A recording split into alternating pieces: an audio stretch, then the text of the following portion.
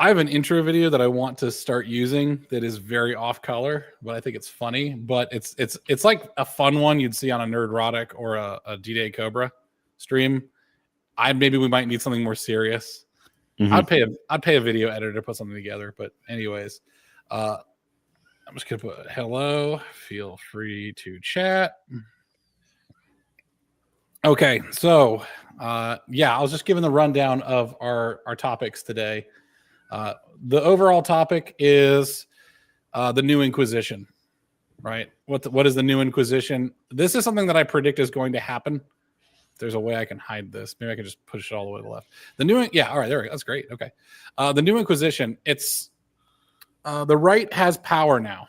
Just like I had said in the rules for radicals, like you have power now. What's next? And what I outlined in rules for radicals was a way to suss out who should go where based on their conduct. And also how to coordinate, like among your own group. In other words, how to actually run a movement. Mm-hmm. And not be a bunch of like stochastic Monte Carlo simulation nodes that have no idea how to talk to each other. But yeah. Anyways, I wonder if I could put this window over this one and it's still okay. That's great. Okay, I'm learning about StreamYard sharing right now, and I could just put the StreamYard window over top of the PowerPoint. It doesn't affect the PowerPoint. Brilliant. Yeah, I know, right? It must be a Windows feature or something from like Windows 10. I noticed that like when you're sharing stuff in Windows 11, you can actually, if you have Teams on, you can just pull the window up like on that bottom taskbar down below, and it'll have a little button that says share, and you don't have to worry about going into Teams to share it. So there's some integrations. I kind of like it. Anyways, the new Inquisition, the right has some power now, and it's going to start attracting a lot of people that are full of bullshit. All right. So yeah, by the way, this is I'm unmonetizable. I will have a channel introduction probably this coming week, which explains what this channel is about. I don't want to ever be monetized. First off, because it's perverse incentives. We're going to talk about perverse incentives of the monetized influencer on this stream. Second, you will start censoring yourself. And I don't want people to think twice. I kind of want to see what people really think. Other than like really harmful slurs, which are not necessary at that moment. I've said just about every slur, I think, on this channel at some point, or at least I was thinking it really hard. Maybe manifesting it. I don't have that Neuralink, man. If anybody streams with a Neuralink, that'd be so funny. Just their brain just stream of consciousness is going into it. That would be actually pretty funny because they might not be able to stop themselves. I'll be like, hey guys, what do you think about this video? And I just post a video of like maybe some urban activities, and just we'll see who's getting banned that day. Anyways, all right, yeah, the new Inquisition on the right. We are in an era now of highly monetized, highly influencer-driven, non-institutional people. Right? It is going to have new rules. It's going to have a new Inquisition in finding out who doesn't belong and who does belong. Okay, so. Topic rundown of the day is we're going to talk about the progress of the right, because the right has made a lot of progress. All of these slides are empty. We're going to fill them in as we go. The reaction of the left, okay, which might be a complete non-reaction. We'll see. And most importantly, we're going to talk about how the right is infiltrated and how the right may or should react. Okay. Finally, how the battle lines will evolve, and then the ending lessons. Okay. So with that said, we're going to move on to start filling these out. I just didn't have time to fill these out. I already know what I kind of want to say about this, but maybe me filling it out live will be a good point of discussion. But the right now, the right now has near total control of institutional figureheads. This is not the deep state. Bureaucrats are going to be bureaucrating and cutting stuff down. Good examples of this is all the judicial injunctions. Which have kind of dried up, actually. I've been hearing a lot less of them. Well, the left was fighting, essentially they were like totally demoralized after the election, and there's this flurry of activity for the Trump administration, and they've been fighting a rear guard action they've been fighting a rear guard action in the court, but it is coming to a close because their challenges are now. I just saw that Trump is 20-0 at the Supreme Court, which people keep giving Pam Bondi shit. I was like, that's probably what Pam Bondi's actually busy doing. She just runs her mouth a bit too much. But she does seem to be doing work. The demoralization of the left has actually put them into the reactionary frame, and they don't know how to deal with being reactionaries. In fact, it's like someone who's always been on the attack is now finally being chased. Like the hunter is now the hunted, right? Yeah. Which is exactly what Trump said.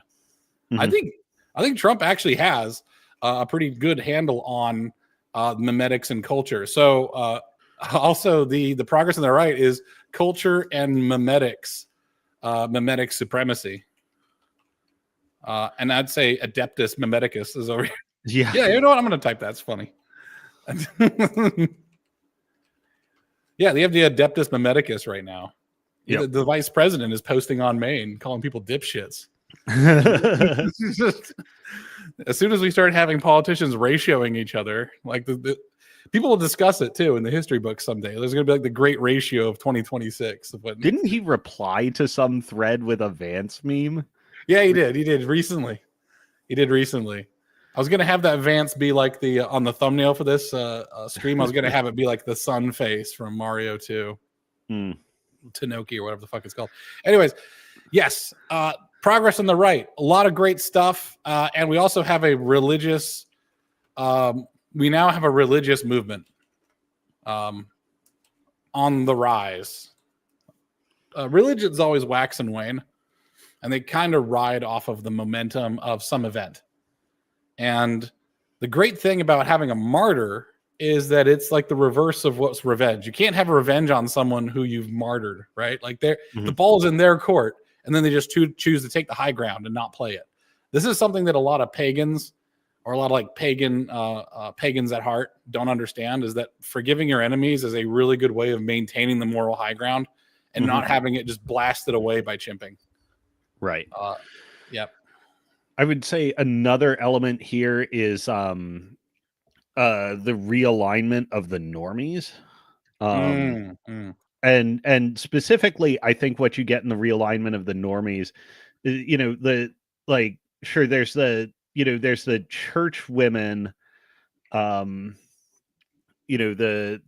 sort of moral busybodies of society, but they're not everything, but they are slowly moving. But what's also happening, I think, is a lot of the normies have been with the right, but the age of preference falsification is finally over, where people will parrot the hegemon. I think you said this on offline, so I think you said it. So feel free to have plausible deniability. I want to blast you here. Is that you did say that like Sleeping Giant is so much more memetically powerful than Gammonzilla. It's like Americans just take their politics very seriously. So the image is always really violent. I would say the suspension of the expectation of the loyal opposition is actually one of our greatest strengths. Is we are not civil. Civility is considered a blessing and something to be thankful for. It's not normal. We're usually very uncivil with our takes. I mean, just look at the presidential campaigns of the very first, the first 5 presidents. It's like, Jesus, damn, this is mean. You get after each other's wives, right? It's like it makes the 90s look like the most gentile era in American history. It's like, One of the most intense speech codes we ever had was John Adams' Alien and Sedition Acts, which criminalized mocking or attacking or going against the president, the Congress, all these civil offices, and the one left out was the vice president, which was Thomas Jefferson, who ran against him. That's so fun, because that was back when whoever lost the presidential election would be the vice president.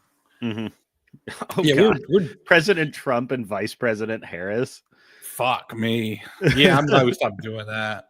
Because it only makes them want to countermand each other all the Although time. President Biden and Vice President Trump would also have That would have been been quite pretty. funny. Yeah, just constant fighting. Everyone just slapping each other in the hallway. All right, yeah, there's some positives and negatives to that system. Yeah, all right. So progress on the right is essentially the populi is ready to vox, and they're ready to vox hard and vox long, and they're just tired of giving a damn. Normal people have stopped caring. Who was the guy who made the Boondocks? Oh shit! Yeah, I'm going to call this the Boondocks. I want to call it the Boondocks Ultimatum or something like that, or something. Essentially, all of the moral currency of every victim group in America has blown its load so hard that you need a telescope to go see it. And I mean like 20 aperture if you don't want chromatic aberration on this thing. It is a speck in the distance. You're not getting like some B&H photo telescope to do it. You're gonna have to go to a specialist to see this, where all the load is gone. It's gone. It's out. It's shot among the stars. UJs, right? The UJs, they've blown it. ADL still has TPUSA as a terrorist organization or an extremist organization. They've blown it. The Igornays, they've blown it. They've blown it for 4 years. They continue to blow it. They can't help themselves. There's no discipline in that movement. The Troons have blown it. Yeah. Those things, the Untrays. I don't know if this is unmonetizable. I'm just going to lean into the Untrays, the Igornays, the UJs, all that stuff. They've blown it. And now is the age of not giving a damn. And I hope it stays at not giving a damn, because if there's ever a white victim movement or like a white identity movement, I'm going to be very disappointed, because I'm like, you guys are above this shit. You don't need it. And it just makes you into a bitch. Well, this is something we're going to address, I feel, as we go through this. And, this is some of the left's reaction too. Yeah. Is pop to that slide. A lot of people misunderstand Mene Frego. I don't give a damn, or I don't give a shit. The Italian phrase in response to street violence by Mussolini's. They were the black shirts. The goons. Yeah. Anyways, people don't really understand the spirit of the time. Like, this isn't, a glowing endorsement of fascism or whatever, but in Europe, that the communists and the left had gone so ridiculously far and pushed as hard as possible. Like, people don't understand there were child brothels in Weimar, Germany. Like, yes. It got so bad that people are like, you've pushed it so far, I don't care anymore. I don't care what happens to you. Right. What gets done. And it's actually like, it's really fortunate for the country that that the left fell into retreat and the right ascended when it did, because it could have gotten so much worse, and the reprisals could be so much worse. And I mean, I think what you're seeing right now with like the name calling, it's more than name calling, as people have been pointing out, with Gavin Newsom's press office saying, Stephen Miller is a fascist. It's like, you are invoking stochastic terrorism. Yes, and I'm going to put this under jumping to the end of this. We're building this slide deck as we go, but there's a lot of things I think the left actually understands. So here's my thing, is that the left and the right should get married. If they were a person, they should both marry each other and deal with it. This is a taming of the shrew situation. All right. Yep. The right is extremely disciplined in its action, and when it's called to action, it acts judiciously and with great moderation, which is why I don't care if someone says there's a slippery slope that the right is going to go on. The right never goes on slippery slopes. The right hesitates constantly and reevaluates the situation, and then consults with everyone for what they think. Right. Well, we're also going to be talking about infiltrators, and like, one of the things right now is like, when things get too bad, like you don't care who comes to the rescue. You know what I mean? Yes, correct. And at least there are still principled people left to take and hold the field. Right. I'm gonna put in here gaslighting, denial of reality. You know, the Oh yeah, Jesus E.G. Christ. Cato Yeah. Institute. The news. Yeah, well, always. Yeah, always. The thing is, I'm going to put in here more of the same. Their tactic, the reaction is just to continue exhausting the resources they've already done, which is only accelerating the disillusion of power that the left media has. And it will continue to dissolve until Obama's library is just never finished. Obama's library is never going to get finished. MSNBC is going to like get sold to some Saudis as MS Now or whatever the fuck it's called. You're going to see CNN is going to get sold off to Israel or something like that. You're seeing that with stuff like you're seeing TikTok being sold off. You're going to see, I guess we should put this under the predictions, right? Like how the right has infiltrated, how the battle lines will evolve. Major institutions will change hands/sides. The normie grip is pretty it's loose. Like every year more boomers are dying, and boomers make up most of the mass media market, whether it's television, news, or I would even say Facebook at this point. Yeah, I mean, Dan from the Lotus Eaters nailed it a while back when he said, for boomers, television is a primary sense organ. Oh yeah. That's a very good observation. So where are we? Reaction to the left. Is there any more reactions to the left? I just see them doing the same stuff they've always done, except getting way more violent about it. But more unhinged. Yeah. Okay, cool. I know I'm going to make that a major point. Yes, more of the same, but more unhinged. I'm wondering. I'm wondering. At what rate are they blowing through money, and what are they doing to secure funding sources? Well, I mean, USAID is out, and you see the degradation after USAID is gone. Yep, Institute of Peace got wrapped up too. That was another big one. Oh, I didn't know that.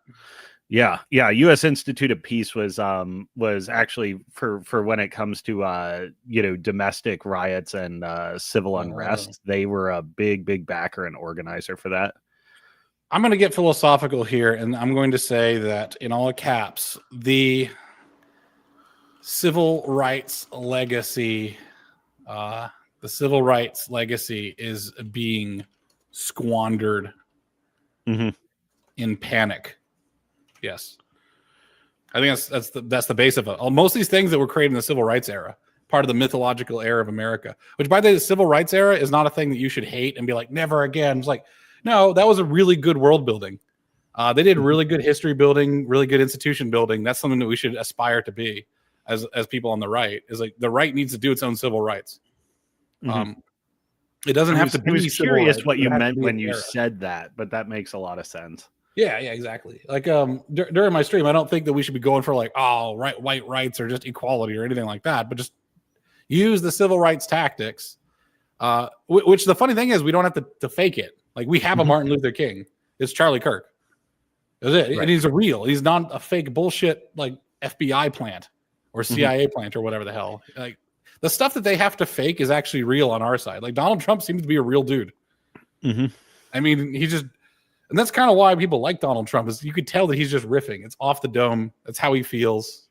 It's like, I'm going to have to disagree with Charlie Kirk. I hate my enemies and I don't want what's best for them. And then he knows he's kind of petulant. He's like, I know, it's just who I am. Anyways, how the right is being infiltrated. You want to move on to this one now? Sure. Yeah. Okay. How the right is being infiltrated. First off, the right is absolutely being infiltrated. Yep. It is among other things being India filtrated. Yeah, okay. India filtrate. That's really funny. That's a whole stream in its own. We're just calling people out. India filtration. We have stupid ass takes. Okay, we got lots of stupid ass takes. A lot of it is just like pants shitting. I want it now. Veruca Salt level temper tantrums, and then them thinking the temper tantrums make a difference. Aaron McIntyre, you pointed out one to me that Aaron McIntyre was like, look, all the chimping worked. They're arresting people. It's like, motherfucker, it's been 48 hours. No one's reading your dumbass low engagement tweets and then deciding that they're going to change policy. It's like, assholes, you have to like be in a position to win before you go for the battle. Right? Because what the problem with the right does, the problem that the right does is the pants shitters, the problem with them is that they want to be leftists. They're actually, a lot of them are just straight up leftists, but they're on the academic agent. Yeah, academic agents, straight up leftist. As you said before, the distributist, probably a leftist. These guys who think that words can manifest power, which is exactly what Aaron McIntyre was doing. Okay, he's thinking words manifest power. Oh, look, us chimping out, like our low engagement ass tweets for 48 hours made Trump decide to do the thing he said he was already going to do. Like he declared them a terrorist organization. He was shipping out troops. Like you could see like the army like stuff mobilizing. And there's like staging. It wasn't like they were sitting around doing nothing. They were holding the line until reinforcements got there. Like, goddamn, you guys are fucking terrible. I hate you so much. I hate all of these pants shitters. So well, there's also like the thing that struck me about the McIntyre tweet was like chimping, successful, plan, trusted. And like, shut the fuck up. Those are exclusive. Yeah, that's true. And well, they're trying to say that chimping is part of the plan. No, you guys. The thing is, I don't know how much. I would love to know how much these influencers make. If someone wanted to make a documentary, I want to know how the finances of influencers works with their YouTube numbers and with their engagement on Twitter. Like, how much are they really making? And it's probably next to nothing. They're probably working a part-time job.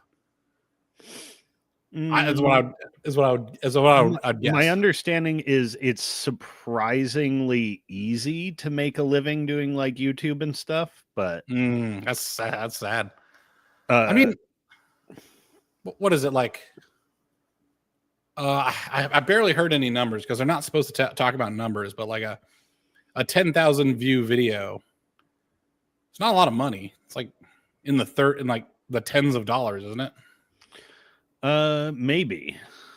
There's some estimates on this. Yeah. Okay. Anyways, yeah. So these guys who have these stupid ass takes, the reason why they're doing this is because the Trump years are kind of over in terms of engagement. Right now, the administration is actually really good at getting the engagement now. There's 4 different official accounts that are getting massive engagement. The White House, Response 47, Department of Homeland Security has been putting out bangers.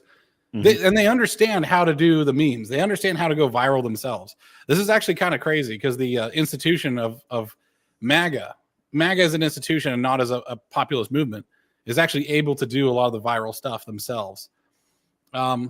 So you'll see that it's basically taking bread out of the influencer's pocket, right? And this is the election cycle is over, and nothing is more exciting than the election. So a lot of them started going broke pretty fast, and you start seeing them take lots of deals. And every time a deal is revealed, their reputation just goes to shit. I mean, someone pointed out like the similar tweet between a bunch of people, and it was like defending India or something like that. And they showed like it was like election wizard Gunther Eagleman and like 2 other people, and 2 or 4 other influencers were saying the exact same stuff. Like, right. So, but how those people get famous in the first place, right, is that underlying causes. Okay, so we got India filtration, stupid ass takes. Who else we have? We got monetizers. Monetizers stirring the pot. Okay. Underlying causes for this, as I'm saying before, is that money is drying up. Both because the audience shrunk post-election. Which it always does, by the way. Like Tim Pool has talked about this in the past, like how their engagement numbers will go crazy during election years. And people who come up in that time don't really understand that they were living through like a massive feast time and the rest is famine. Yeah, it's they're bad. I don't think influencers are necessarily good with money. Like you'd be surprised at how many broke influencers there are. I mean, there was 30 for 30 did a great documentary about professional athletes and how often they go broke. It was just called Broke. So 30 for 30 Broke. If you look it up, it's a very sad documentary about a bunch of pretty much dumb high school educated kids who are very good at sports, went out and blew all their money, and then they got tossed out because of an injury or just because that was it. And they had no plan for what's happening after, and they had tons of debt. And they're just like, they actually just have no money. And they'll try to do a promo, but like there's a lot of athletes out there. So unless you're, it's the Pareto distribution. Like unless you are a local hero or like a top 10 national, you're going broke. Mike Tyson had financial problems, for God's sake. Like, and you put this money in the hands of influencers who think that tens of thousands of dollars is a lot of money. It's not. They do the same thing, just at a smaller rate, right? Most people don't know how to handle money. Yeah. Yeah, I was going to say that's a rule for the general population. Desperation for relevance. You're going to see people saying stupid stuff just because of the relevance. They just want to stay relevant. And also they want to subversion. Well, all right. So how we get here, I mean, I think one of the big things is you do some time in the wilderness. That's what we had, like, 2020 through, the end of the election, is, the right and a lot of right-wing people and a lot of people who were dissidents or otherwise got like, ostracized for dealing with mundane controversies and stuff. They got shoved out into the wilderness. And the wilderness is a tough place to survive. So you look for friends where you can, but a lot of the friends that you make in the wilderness are not good people to have around you when you come back into the halls of power. Oh, I see. You know what? Yeah. Okay, so I'm going to put down as low vetting during wilderness phase. And I mean, I think I can give like, and even, these may be some like high capacity people and stuff. They may be very capable, but they may not be aligned with you, or they may, be saying the right thing or like helping you out, but that like their capabilities or their goals are not all there. I mean, an example that comes to mind for me is oh God, there's several, like Barry Weiss, for instance. Yes. Barry Weiss has done a lot to platform people, create a place where people have a voice. But she's not really right wing. It's more just like opposition to the left. And she's also like, what her goals seem to be like, oh no, yeah, I like the institutional power structures. I like the vertically integrated messaging apparatus and the distributed information suppression complex. I just don't like that I wasn't in it. Yes. Yeah. Well, yeah, that's the academic agent case as well. The kind of people that you meet in wartime, are very different than the kind you meet in peacetime. Another good example is Milo Yiannopoulos.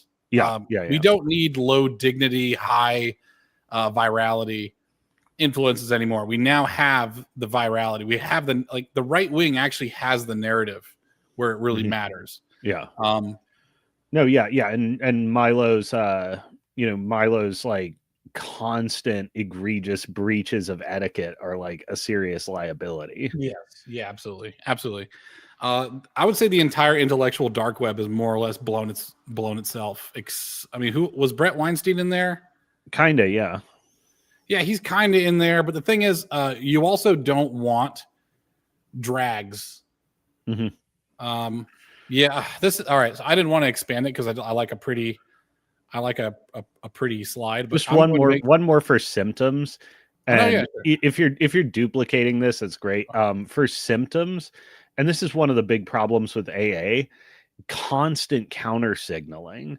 What is supposed to be your own camp is counter signaling you hard. I mean, there's one thing to have like, and you talked about this in the initial rules for radicals video, is that you can have pushback, you can make the sausage behind closed doors, etc. But when you have a disagreement with somebody, like maybe like essentially shitting on what what your team has agreed to put its its measure and resources behind, shitting on that publicly is not a good look, and it's it's showing you're not on side. And if it's doing it for would seem to be like really petty or petulant reasons, it's like, get the fuck out of here, Exactly. Like this is the desperate for relevance. It's like I don't like this other person. I should be famous, so I'm going to now cross my narrative with the other person. You wouldn't believe what PowerPoint just did to me. It just effed me over, but that's okay. I'll figure it out. Yeah, I saw it shit in the bed while you still had it up. Look at all the images here. It was on an external drive, and I think the external drive like unmounted. It had some glitch in it. That's okay. We still got the text here, so it's going to look like kind of like ass, but it's going to be fine.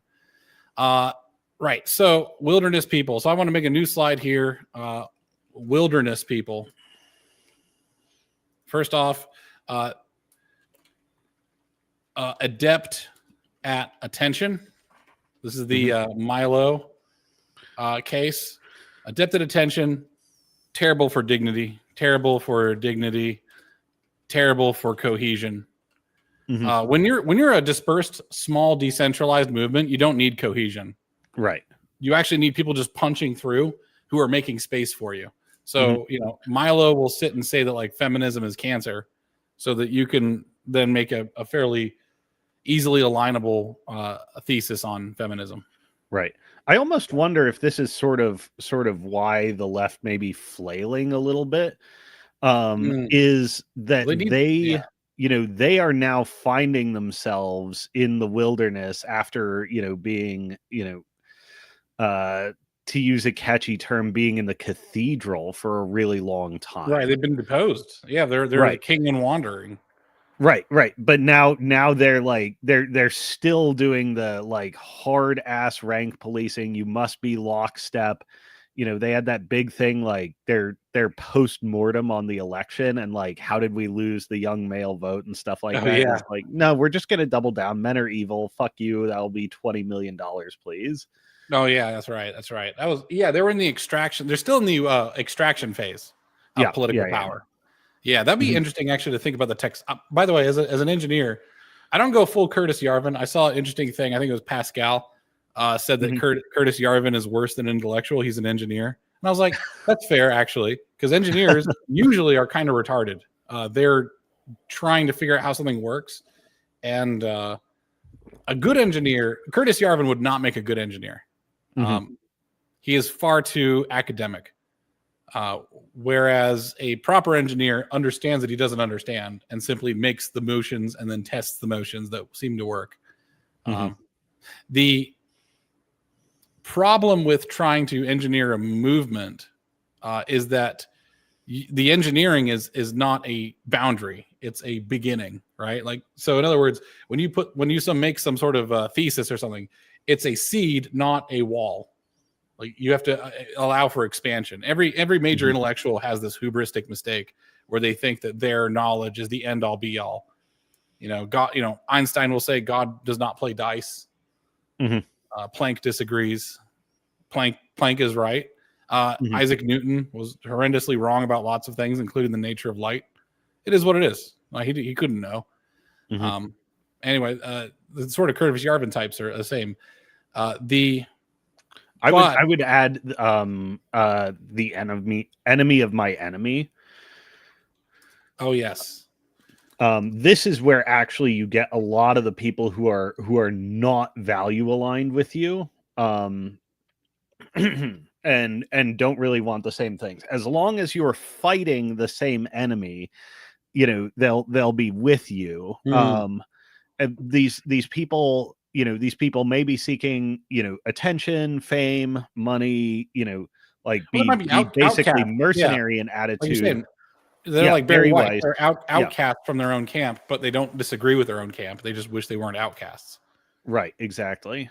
They're the least on all graves. Well, yeah, they are. It's like the worst thing that ever happened to them was to get their savior, right? To get the guy who was exiled from their side to join you, and they're tools to be used. And what was I going to say? I think okay. So adept at attention getting, terrible for dignity, terrible for cohesion. Yeah, that's your usual. Any iconoclast really. An iconoclast who make room, challenge narratives. The problem with narrative challengers is that they start challenging you. I'm now going to put on the speed bumps. Brett Weinstein, fucking speed bump. Most of the left me people are fucking speed bumps. They don't go full bore. They don't have the modicum of restraint to. They're very critical of they're critical of the rescue boat. The rescue boat was the right wing. We gave them a rescue boat, and now they're telling us how to run the rescue boat. Right. Yeah. Yeah. And they may be like coming into alignment with it, but like, they're expecting us to move at the speed of the slowest kid in the class, kind of. Yes, exactly. I don't want to single out Brett Weinstein. He's just the one I always think of. Jordan Peterson is actually not a bad example either. Jordan B. Peterson. Yeah, I think the left me people are that way. Okay. Wilderness people, who's next? How the battle lines will evolve. Do we get through all the rest of this? Just to add, to the wilderness people, all these people are, there's also there's another group which is they're not enemy of my enemy. They're not speed bumps. They're not, the liabilities like somebody like Milo or Iconoclast. They're people that are similar, but are essentially just using you as like, trying to use you instrumentally to get, to get one over and essentially like steal your movement from you. Oh, okay. Yes. I was going to say it's these people, but these people don't really have a lot of purpose, actually. This is actually a great segue into what's going to happen next. These are the subversives. These are the subversives. And that's what we're going to talk about mostly. All right. So I want to get into the subversives because how the battle lines will evolve. All right. Let me see. Okay. How the right should react. Oh, do I have that twice? Yes, I do. All right. So I'm going to kill that one. Delete that slide. Okay. Move that one after. Right. So the reaction to the left. This is a secret one that I didn't talk about. One of the reactions to the left is subversion, and it's not just from the left. Subversion is something that I think is internationally funded. Yeah, by probably more so. I think the left is actually internationally funded, and now we're meeting the monster's true form. Yeah, I think at this point with us killing, a lot of the money pots that were in our own government, like it is where are they getting the money from? And like, well, there's some left-wing billionaires and stuff, but like I reckon it's mostly not here. And they're also doing money laundering through their party apparatus and stuff like that. But yeah, China, India, South America. All right, so Qatar. What's that? Qatar? Yeah, as it were. I don't give them the dignity of pronouncing it the way they want. Fair enough.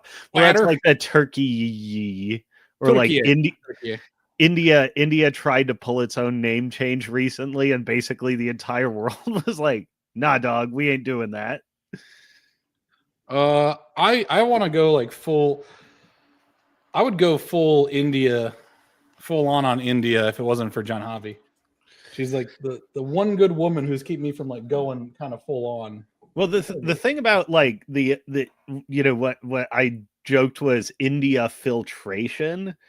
Yeah. Well, is like it's very easy when you get people saying the kind of thing you want to say, or doing like, essentially low effort amplification, but they may be strictly mercenaries, or yes, they may yeah. be like influence trying to drive like, oh, this is actually bad for this movement. Yes. China, the enemy. India, the mercenary. The merc. I'm just gonna put the indefinite article out of here. Enemy. India is a merc. South America is an enemy. Qatar is an enemy. Mm-hmm. You notice I didn't put Israel on here because I'm not Israel pilled. I would have put Israel on here a month ago, but the Israel people cannot shut their damn mouths. So I just don't even touch it. Fuck you. I'm not giving you the satisfaction. I also think that the amount of money we give to Israel is like, what was it, 39 billion or something like that? I was like, what do we give to NATO? Right? Mm-hmm. Like who's really pulling our strings? Because it seems like most of the State Department actually hates Israel. Like the deep state hates Israel and loves Muslims a lot. Mm-hmm. To the point where so I don't buy that shit. Did we ever talk on stream about why we're why we were so handy with Islam? That it's essentially running a the Gramsci strategy like works, when there's Gramsci's observation that you need essentially like to break down cultural connection and like the basis around which cultures cohere. He's the Italian communist, right? I think. Yeah. That's not very specific, but yeah, he had some good observations. That's what I'm saying, is that the left actually has really good observations of human nature and how things are. I didn't finish my thought from before. The right is really good at, once it's given a mission, it kicks ass at doing that mission. The left is really good at being analytical about the nature of things. It's a bit noisy and chaotic because for every like schizophrenic manifesto, there's a couple of things in there that are correct. Mm-hmm. But it's like those couple of things are revolutionary. So you kind of have to read the tomes of madmen to understand, which is why I kind of like how every Inquisitor, like in the 40K universe, starts out as this like hard-lined, extremely disciplined, authoritarian imperial truth guy, and they usually retire as being like iconoclastic, corrupted people. I don't know about the internal politics of India, and I understand there are some allies in there, and I'm very grateful for them. However, there's just so much noise because I think that as much as you guys would like to not be mercs, I think India is mercs. I'm assuming you're Indian. Good fortune for you and your family. Good luck and wishes. I think a lot of Indians are being paid to fuck with America. I think a lot of Pakistanis are being paid to fuck with America. Well, I mean, I also think India is like them Twitter bucks. Yeah, and the advent of AI reading voice and all this stuff like makes it very easy to develop, if you're fluent in English, to develop a first world revenue stream in the third world. Yeah. The thing is, India, Pakistan, we just don't understand or really care that much. America's on the other side of the planet, and we only see what comes out from that region. Falsities or not, there's a right way to correct falsities, and there's a wrong way to correcting falsities. And America is a big giant, and it's going to just absolutely do what it's going to do, right? Like it's an elephant. Mm-hmm. It's a juggernaut. And juggernauts just go. And it's going to do wrong things, it's going to do right things. You just have to realize that it's a juggernaut, and that's America. Anyways, our final boss is not the left. There are many smoke screens. I think our main enemies are China, obviously, and South America. Yes. I don't know if Qatar is actually a major enemy. I don't understand that dynamic. I think that they're trying to dissolve us with Gramscian nonsense to make us more pliable as trade partners. Because America's got tons of money. We're the belle of the ball, and everybody's going to want a piece of us. Right. So this is a and also like the Islamic countries generally are, aside from like, asymmetrical warfare, are generally not threatening to first world powers. Yes, correct. Like Correct. if it came to a stand up fight, they have no chance in hell. No, we would, yeah. I don't know if people understand the combat effectiveness of an American over Europeans, right? I Like don't. American. I also don't think most people understand just how bad Muslims are at fighting, Yeah, they and are. how much their culture makes them trash at Well, okay, warfare. you know how like, all right, yeah, we're gonna do some dumping here. Um, you know how like Africans, tribal Africans, they fight, they like paint themselves blue or something like that because it makes that they think it makes them bulletproof. Mhm. Yeah, it's not Yeah, that. yeah. It's ancient tribal warfare. Everybody used to fight like this. Yeah, and most people still do. Most people still do. I mean, for the God's sakes, that was what we did to the British when they were in the American Revolution. Mhm. Is we were, hiding behind the cotton bales and didn't say a thing. You know, we fired once more, and the British went a running. There wasn't quite as many as there was a while ago. We were making fun of their dumb red uniforms before. Like it's actually America was kind of founded on us mocking the military inferiority of people who do things out of ceremony. Uh, anyways, the most of the world fights like that. So those like Mhm. weird displays you'll see under military training, like when they're going, "Wah! Wah!" and like doing that, like the haka kind of thing, is like America's just Mhm. like, I'm just zeroing my machine gun while you're doing that. I couldn't give a rat's Right. ass. The like But I the mean, Boxer Rebellion was like a something complete slaughter. So good. something we've talked about in the past, or at least mentioned obliquely, is like the difference between warrior cultures. And there was a while when when warriors were the tippy top, but warriors got BTFO'd by the invention of soldiering and the bureaucratization of warfare. Yes, bureaucracy. I just want to say this, Satya. I like you. I like you a lot, actually, because you nailed it. I like that. Nobody likes the deep state. The Americans don't like the deep state. We hate them. We should just Americans. If Americans want to do some dirt, Americans would just hear it straight up. Just like, yeah, we're going there because there's oil. Americans are probably like, yeah, all right. Predict it's going to lower gas prices $1 a gallon. Be like, okay, well, next time I go fill up my car, I'm gonna be complicit. So being complicit actually makes you a silent approver. Americans don't care. That's the thing about Americans, is that they really don't care. Almost all of the caring is entirely self-serving. Like someone says, like, I care about the climate. No, they care about the attention. Oh, I care about the trials and tribulations of some far off tribe of wherever the fuck. It's actually more of just, I want to show esoteric compassion, like esoteric moral. It's just esoteric moralism, which is the same shit they've been doing since the Victorian era. All these ladies getting together, having a seance, some bullshit, doing esoteric moralism. I hate it. Esoteric moralism sucks. But there again, maybe I'm spiritually dead. Who knows? I'll let that, I'll let that be a thing. I get my spirituality from the realization that I'm irredeemable, and that there's no great thing that I can do. Anyways, realize the final boss was not the left; it was beyond. The right should react. I think the right should begin having standards. I mean, do we want to add the deep state to this? Oh yeah, it's a good point. Yeah, let's do that. Deep state. Is the deep state our true enemy? The one enemy. Is that true? Question mark. Well, I mean, it's a subversive force that's essentially taking control of our country and is using us for their purposes. It's you know what it actually is it's been the century long instantiation of the principal agent problem. What is that? What is a principal agent problem? That principals and their agents don't always have the same goals or incentives. Yes. Yep. And that an agent, like essentially an agent, if it's sufficiently like entrenched, can control the principal and actually use them. And that's sort of what we're dealing with.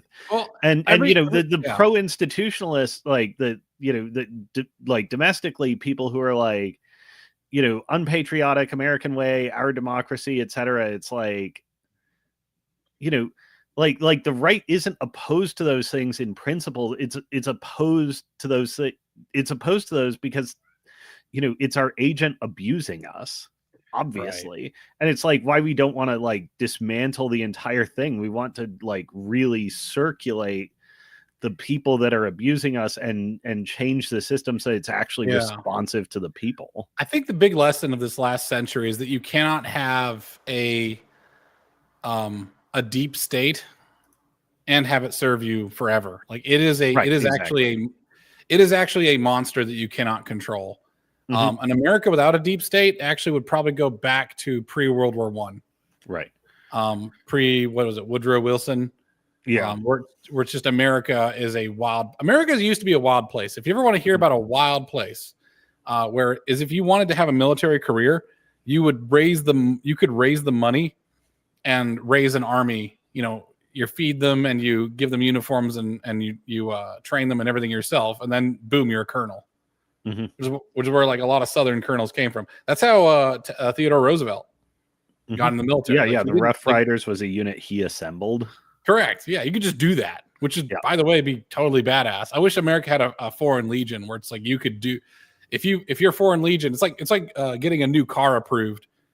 If your foreign legion can meet certain training standards, it's like, okay, there you go, you're a foreign legion now. So, and if you break standards, we'll disavow you. So if you just if you go full Colonel Kurtz in Africa, it's like, okay, we're not going to go after you, but we will disavow you. And maybe secretly fund you continuously. Anyway, just one last remark on the deep state, and I think you're right that it's a beast that you will eventually lose control of, and you can't control forever.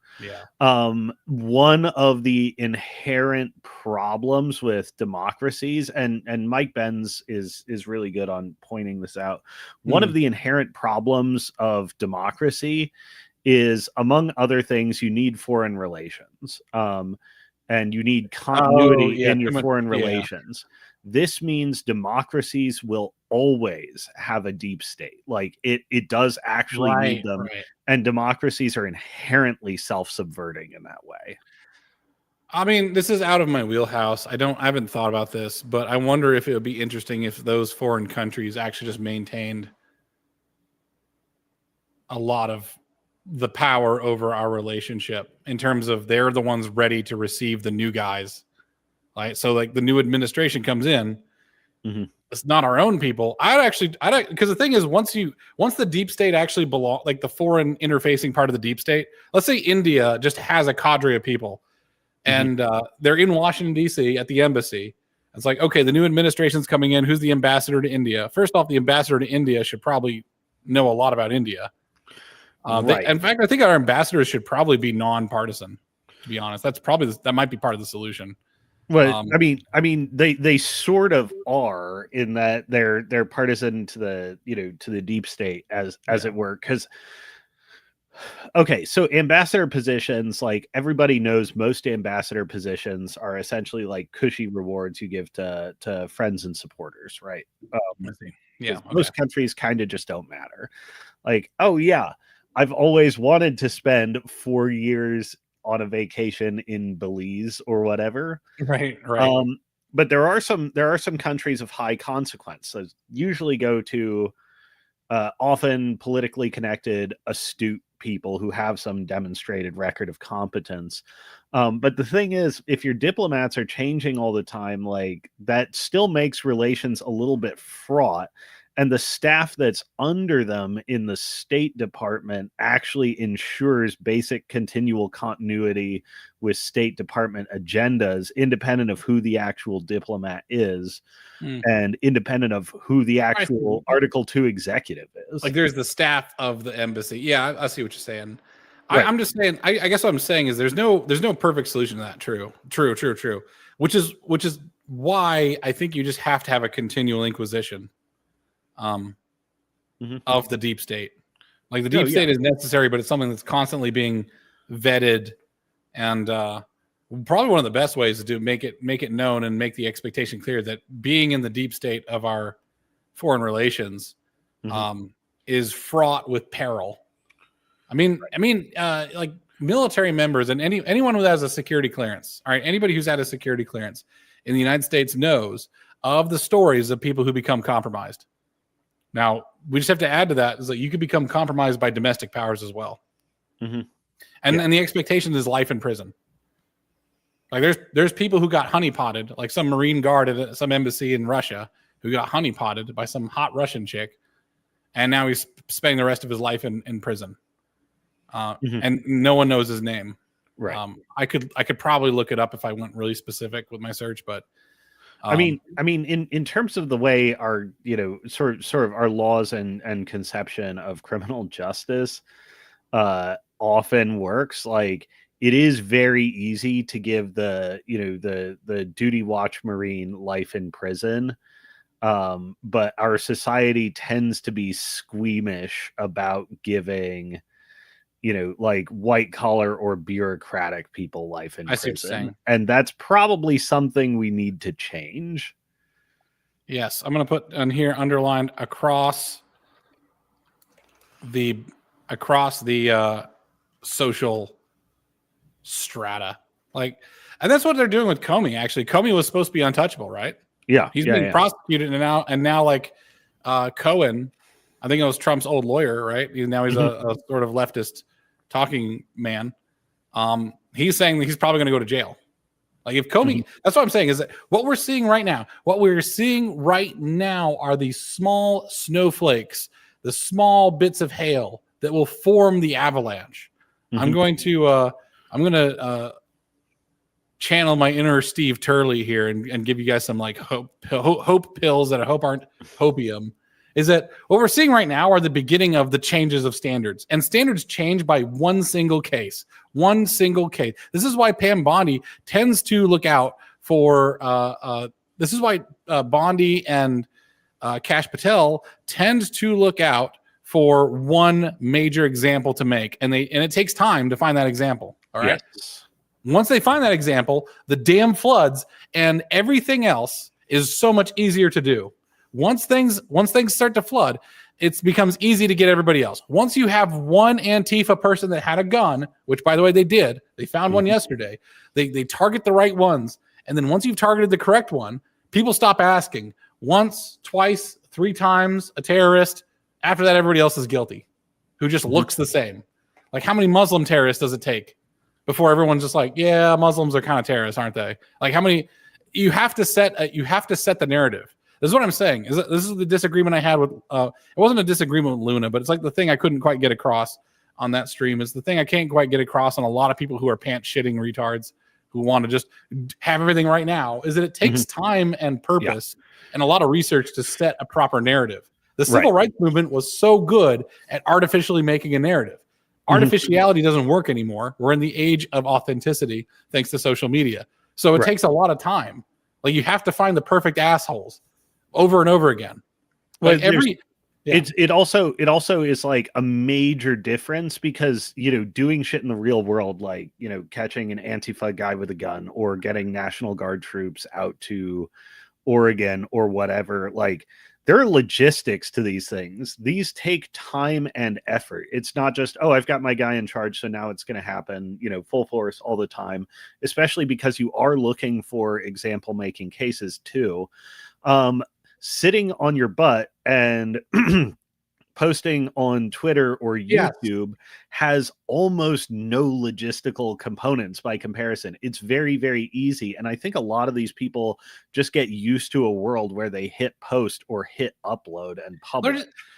I want to make a system, by the way, of like, this is a right-wing poster, like POASTER, is that they see something and they have the memes ready. I know they do this because this is exactly what I would do. They have the memes ready. They know which category of memes. They have like a spreadsheet of like what mood to get across and what meme is appropriate. They post it and they sort of just get 1,000 or 10,000 likes. And they just sort of sit back and be like, yeah, I did a thing. But it's the same cull posting. Like one of the reasons I don't post that much on Twitter is that there's not that much to say. Everyone's already kind of saying it. Yeah. So the stuff I want to say is too nuanced to do on Twitter. Right. So anyways, yeah, like back to it, like from Twitter is that they don't have standards across the social strata, enact consequences. Okay. here's what I was kind of getting at is that it's underlined, must transcend simple words. One of the things that Charlie Kirk was actually really good at. Throw a parens competency in there. I'm sorry, what?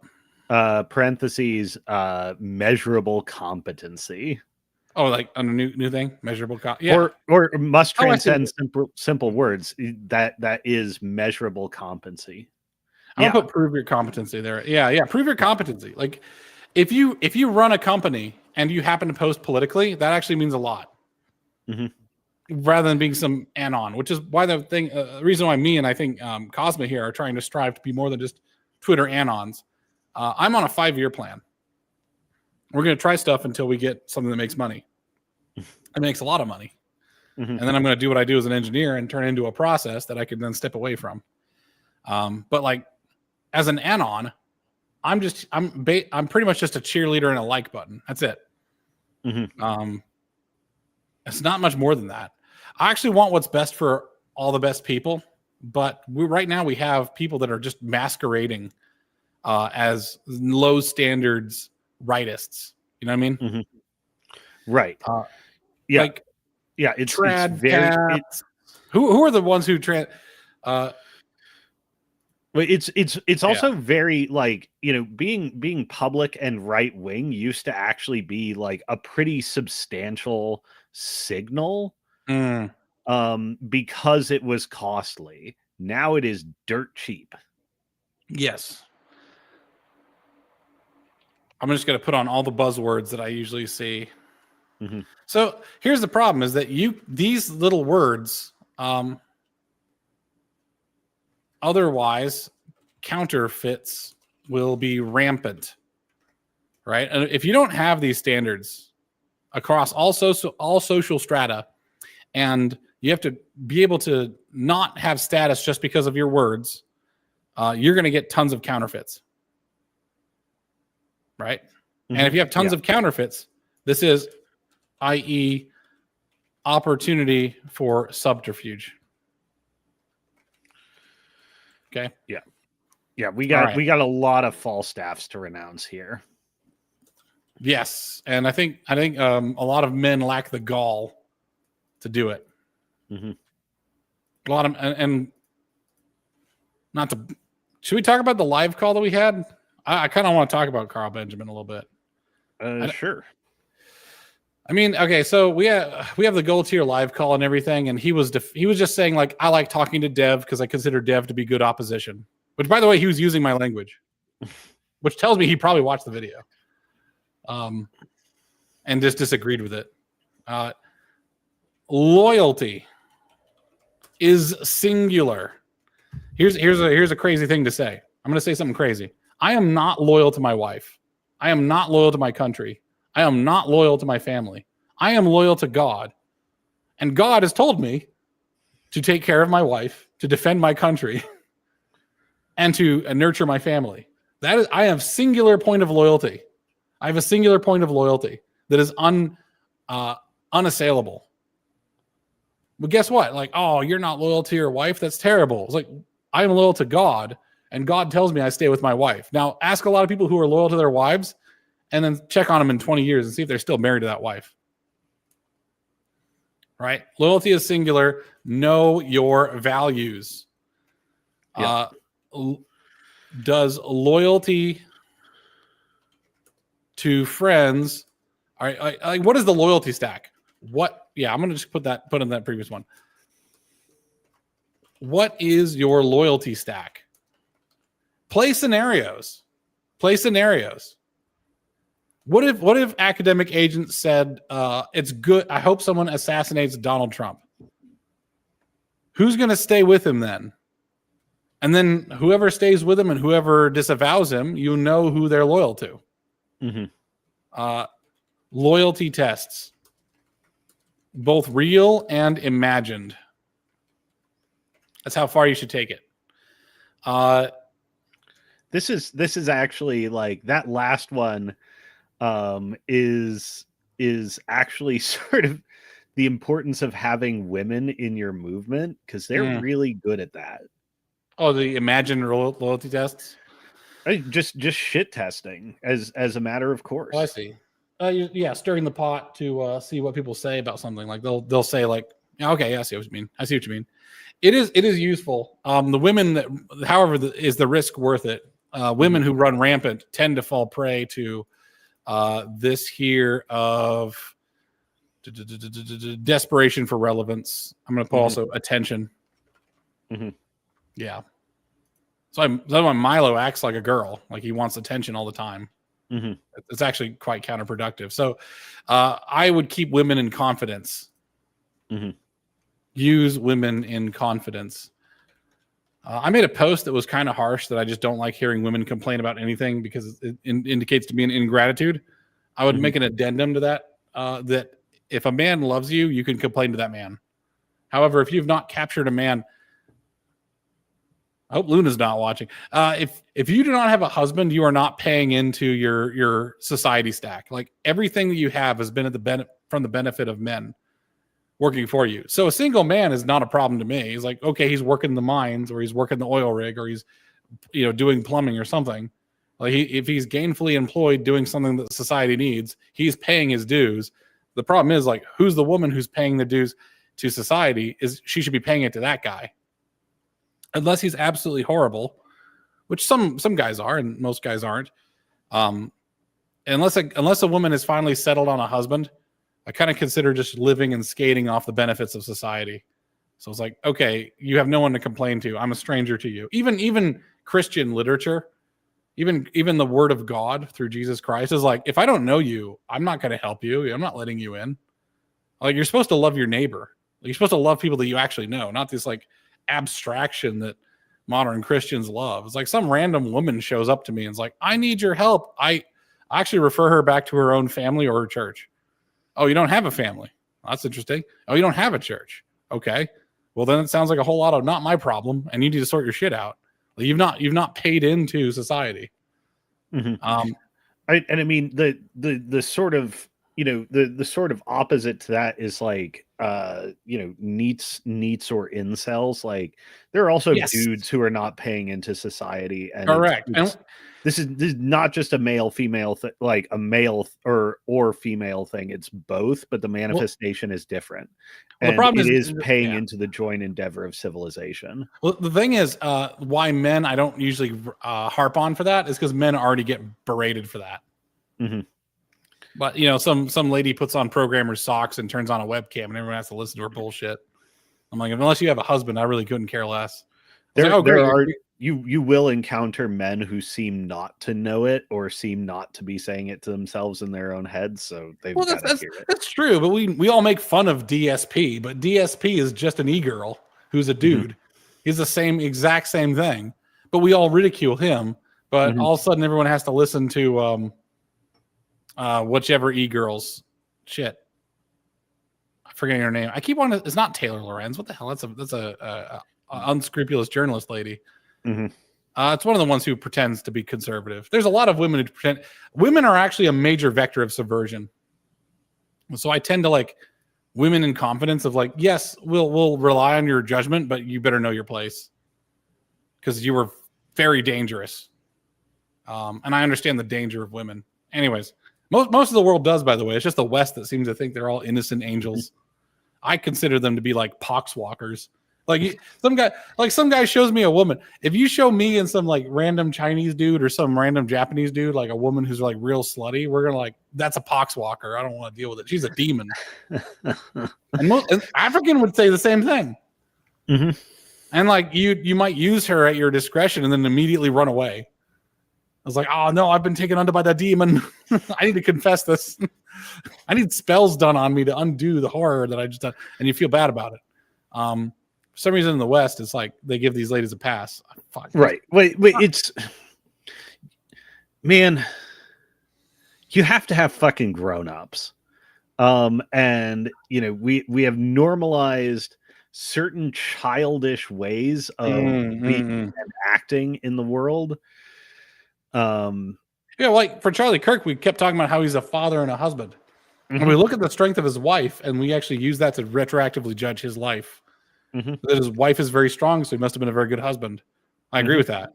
There's something primordial in there, like ancient king level of like your wife is now standing there, sitting in the seat next to your throne, with her hand ready to make the signal for the champion to slice you down if she doesn't like what you hear. She's holding court in the name of her husband who has passed.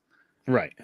Wait, and we have also got we talked about this in the Dracula discussion, or maybe it was, in an offline call elsewhere.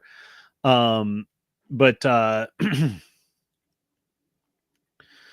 one of the things that the Victorians accomplished was creating a highly technologically sophisticated woman and like the environment in which to create that. And they did it through the application of high-tech men. But these aren't boys and girls, and we have a lot of adult boys and girls walking around. You know what I mean? We would use the word sophisticated for technical, right? Like, but I think it's the same thing as Enril sophisticated women. Women's nature is very powerful, and to actually harness that and to tame, actually harness that and tame that, and then put it to good use so that it's in both harmony with society and harmony with themselves, is actually really, really sophisticated shit. I don't necessarily disagree with. I consider Radfem Hitler, RFH, to be just an unbridled voice. That all unbridled women's voices are going to be liars as well. So there's like always a lie, but there's always some truth under that lie. And one of the things she said is she just wants every man to be Mr. Darcy, which I always thought was really funny. This is one of the reasons why like Taming of the Shrew is so good. Is it is actually about the enculturation and sophistication of both rambunctious men and women. That it is doable, and it actually like right, and that it's necessary to create a more harmonious world. Yes, I'm gonna say tasteful life. So yeah, the life stage and stature determines political status.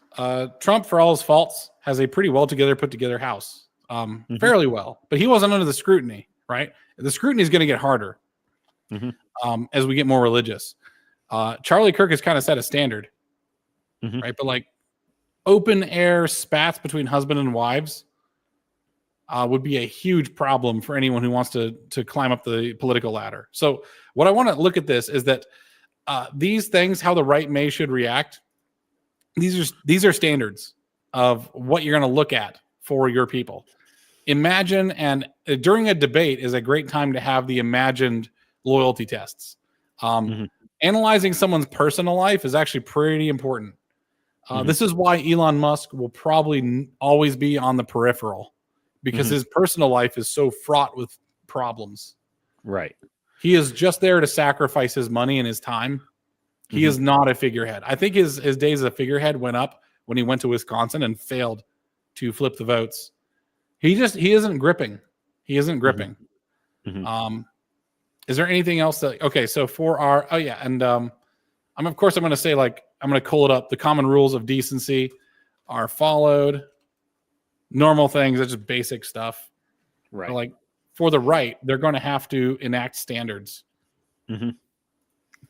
And, by the way, standards are determined via Inquisition.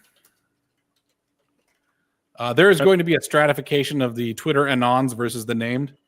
The anons are a good tool to be retweeted. Their research is helpful. Their aggregation is valuable, but they are nobodies. I mean, there's a certain something to like. It was also a little bit different during the wilderness times, when like putting your face out there like could really get you destroyed, and destroyed for entirely illegitimate reasons. Yes. But I think you're right that it has shifted, like, okay, you won, it like you now have to demonstrate, like, saying the words is no longer enough to demonstrate at stakeness. You need to really demonstrate much more substantial at stakeness, to move tiers, as it were. Yeah, the what was it, the Arc Aesthetica or whatever account? They do good work, but I was like pointing out, I was like, I didn't mean to like be offensive to them, but I'm like telling the truth. Is like, we should be looking at anyone who's anonymous right now with a certain level of scrutiny, and we're just going to assume until they prove otherwise that they are a domestic, or they're a foreign adversary. Mm-hmm. Right? Who was trying to it's India filtration. Yes, yeah, that's India filtration lends itself to the name super well, but I think the term is actually country agnostic. Yes, yeah, it is. Unfortunately, India has it's kind of like how Ponzi, like his name, an Italian name, becomes a synonymous with a scheme. Mm-hmm. So much so that I think the knowledge guy from the old YouTube ads, he's now being indicted for a Ponzi scheme. Still called Ponzi. We all know what it is. It's an Italian name. Italians got to just deal with that. Everyone calls like the Indians to be a bunch of scammers. I was like, you didn't know about the Italians, did you? Yeah. Because every fucking scam they could do, they were doing it. This is just so bad. It was so bad. I mean, I think it's a. I have to look into some of the details, but I mean, I think we've talked about this before. Like, it is a result of like a low trust society, which is also like a low sophistication or low tech society. It's just the truth is not an innate value, and being truthful is not an innate value. And some cultures just don't have that tech yet. Well, also they haven't internalized it, right? Like you take, you take someone out of the nicely well instituted and regulated world of Europe, the old world, and put them into America, where you can say and do anything you want, and we're going to find out who you are. The Great American Crash Out is real. The great alcoholism, just like the Opium Wars. To me, I find it funny because like I use the Opium Wars as an explanation as to why Asians, Southeast Asians, and Chinese are so resistant to opioids now. It's because all the ones who weren't fucking died. Yeah. So like we're able. That's a hell of a selection event. Yeah, it is. It's a massive selection event, which is why the Chinese are just feel totally justified doing it now. Mm-hmm. I'm like, it's not vengeance necessarily. This is one of the things I try to get towards the English guys and the Lotus Eaters. Is like, you taught an entire hemisphere how to behave. Like everything you did was a lesson. Like someone was taking notes when you did a thing. And what the Western hemisphere taught to the Eastern hemisphere is that first off, ethnic indigeneity doesn't mean anything. We'll replace your population if we need to. In fact, we won't even know the difference between your population and a foreign population. We drew the lines in a certain way. So Chinaman's a Chinaman. Fuck it. Like my population is the one who replaced a lot of the indigenous people, so we can gain control of the Malaccan Strait of Malacca and the critical cities there. Second off, economic zones. We turn everything into an economic zone. That's what it was. If you don't get your nutmeg quota this quarter, Nils Vandersmeg is going to show up here, and we're going to have to chop your ankle off to show him that we're serious about administrating this province. Because if we don't, he's going to chop our ankle off, or he's going to hang us, right? So I'm going to go chop the leg off of a little girl now because she didn't peel the nutmeg fast enough, and that just is what it is. And there's all these lessons. They're not revenge. It's now built into the Darwinian makeup, right? Because you choose winners and losers when you enact a system. Right? It only takes like 2 generations for a complete shift in fortunes, and then maybe another generation or 2 before you've actually extincted everyone who didn't fit in. And they're wondering, and also like your national sovereignty doesn't matter if we have a moral impetus to infringe upon it, which is like the hanging widows lesson. I was like, well, now you're wondering why there's people who don't give a shit about indigeneity who are showing up to turn your country into an economic zone and really don't give a rat and find moral missions to then justify the destruction of your nation. It's like, this is what they were taught. I know it's evil. They think it's normal and good because they saw the fruits of the British Empire and the other empires, and they're like, I want some of that. Well, how do they behave? Okay, let me do that. I'm going to weaken their people with like Gramsci couldn't have predicted the amount of disintegration of a people that fentanyl could do, right? Like that's like a superpower. But the Chinese are relatively resilient to it, and the Westerners are not, and they're just using the tool they were taught to use, and it is what it is. They don't even. I mean, they definitely understand it because they reflect quite a bit on Western culture. But yeah, that's a bit of an aside. But like, yeah, the weapons that your enemies use on you that are effective, you tend to learn how to use. The right is always thinking about moralism. But there's no moralism if you can't handle survivalism, and we're in a point where we are at a fight for survival, and I want the good guys to win. Yeah, there's that old poem, "Food comes first, morals follow on." Oh, really? I'm gonna look that up.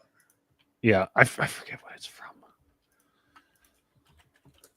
I'll just Google it real quick. Food comes first, morals follow on. All right, I'll see if that goes anywhere. Okay. Yes, so I had a little bit of a rant there. Let me just pull back to there it is. Here we go. All right, how are the battle lines going to evolve?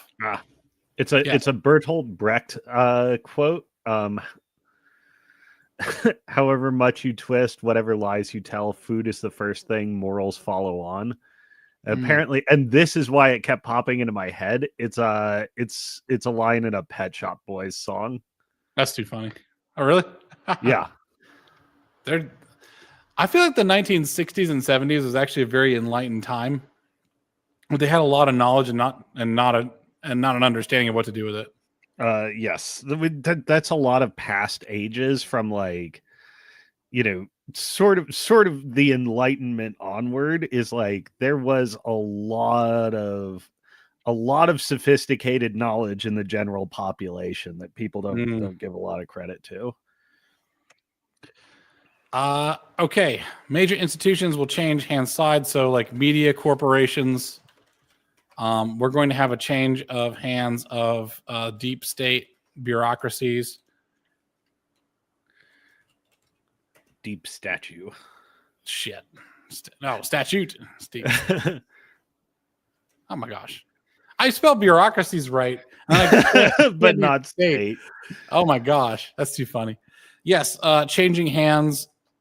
We are going to have narrative control on the right. Luckily, they are truth oriented. Mm-hmm. They will actually govern themselves. So I don't believe in slippery slips. The narrative control be like yours is God. If not God, then the top of your loyalty stack should be the truth. Yes, yeah. God is the atheist. Truth is the atheist God. At least an acknowledgement. There is one. There is one narrative to rule them all that you are then loyal to, and everything else is a point of view. That's why my truth. The phrase "my truth" is so subversive. Mm-hmm. This really should be my point of view, because the point of view can be argued. Yeah. Narrative control on the right. Force. Lawfare. Is there a good word for financial warfare? Finfare? That sounds terrible.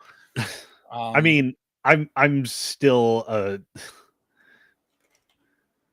I really like the term jihad of the purse, but I want to do a German one. Sure. Geld. What's the word for war or like blitz or something like that? Geldschlacht or something like that. Yeah, probably. I don't know. Geltenschlacht. War of money. Oh, is that what it is? I don't know. I'm just made that up. Okay. Schlacht sounds pretty warlike. We're doing it live. We're doing it. Yeah. Hell yeah. Whatever. Fuck it. Schlacht. Word German. Battle. Fest. Battle. Okay. Combat. Schlocked. Okay, yeah, Geltenschlacht. Yeah, I'm gonna call it the Geltenschlacht. The one I got here is Yeah. actually this is probably catchier. Geldkrieg. Geldkrieg. Hell yeah. Okay. Yeah, it's shorter, so it already gets Geld. Is it Krieg? Yeah. Geldkrieg. Yes, the Gold War. I'm gonna call it Geldkrieg. That's first off. Fuck the Muslims. I don't want to use their words. Second off, Geldkrieg sounds awesome. If you ever want to have something, if you ever want to have something be like action oriented, go Germanic, hard Germanic. Mm-hmm. I mean, the Germans are probably like it's for them just a word, but for the Anglophones, Germanic words do have a different valence. Yes, it's like how English has the. I mean, I'm sure we've talked about this. English's built-in bullshit detector. If the word is Latinate, it's probably like a mask or bullshit. If it's Germanic rooted, it is tangible and real. And English is like the only language where this is true. This is not true in Latinate languages or in German. To them, it's just right. What other law? Although interestingly, in Latin, like all Greek loanwords had feminine declensions, so there is kind of the implication that like, oh, if it's a Greek loanword, it's faggy. That's true. That's so funny.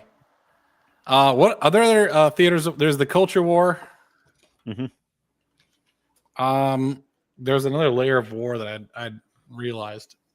So there's the Gold War, Lawfare, Culture War. Yeah, like I said, actually, these are the main theaters of war. By the way, an entire stream can be done on just these things. Mm-hmm. The theaters. I mean, of war. there is also the demographic war. Like one way to win is to simply replace the people.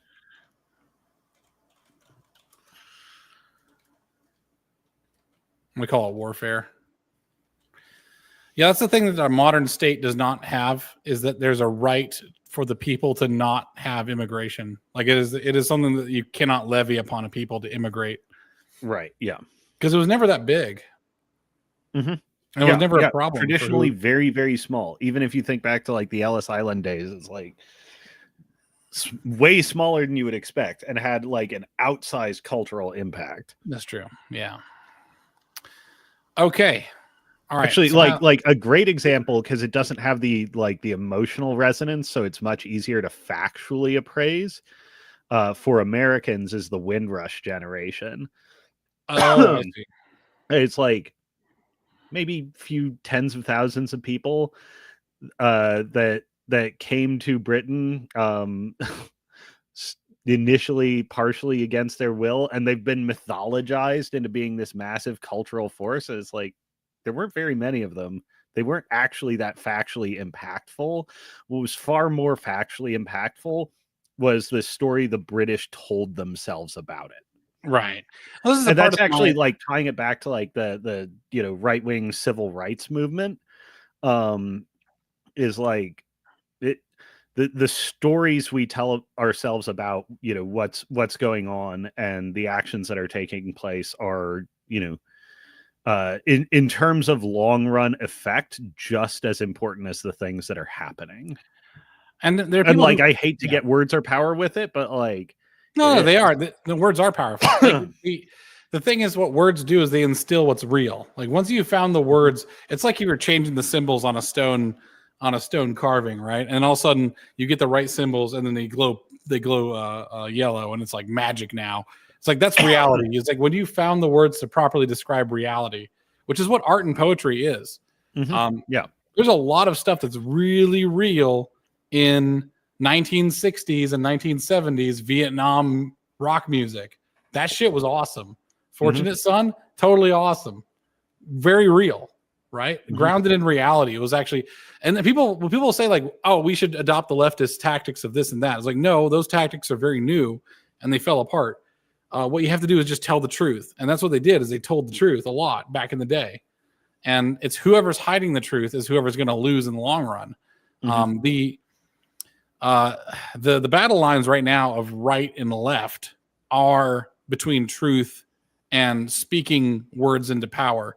If you find the words that express the truth, that's not speaking words into power. You're carefully selecting how to describe the moment and how to be emotionally true, factually true, all that stuff. And by the way, fiction is so important because it is emotionally and notionally true, but it's not necessarily like fact. Because obviously, these people don't exist in this book, but they're very powerful if they do. So, what the right should be doing is starting to prop up lots of artists who are having an awakening of some sort, which I think they actually are, which is good for them. That's part of and we're not talking like Daily Wire movie studio. We're talking like no, exactly. Like what did the dissident movements in the 60s, the leftist dissident movements in the 60s do? Is they had folk music and folk art, a lot of it very low rent, very low, very high passion, high artisanal, but was fairly easy for a single person to pull off. Right. Like I think Bob Dylan, like if the right had a Bob Dylan who was just there singing poetry about how hard it is living in America right now, like the tragedies, if there was just some local bard who would go through a coal town in Kentucky, collect all the tragedies and stories of the people he meets there and then make a song on it. He'd probably be the most powerful person in country music right now. He would be Oliver Anthony times 10. Oliver Anthony was like, he was there and he's gone. Just some rando who had one song, and he was pretty powerful for a hot minute there. He was the flavor of the week. But what if that flavor of the week kept coming out over and over again? Like Tom McDonald's a bad rapper. He's a shit rapper. I don't like his raps at all. But he's like, we need to get George Alexopoulos,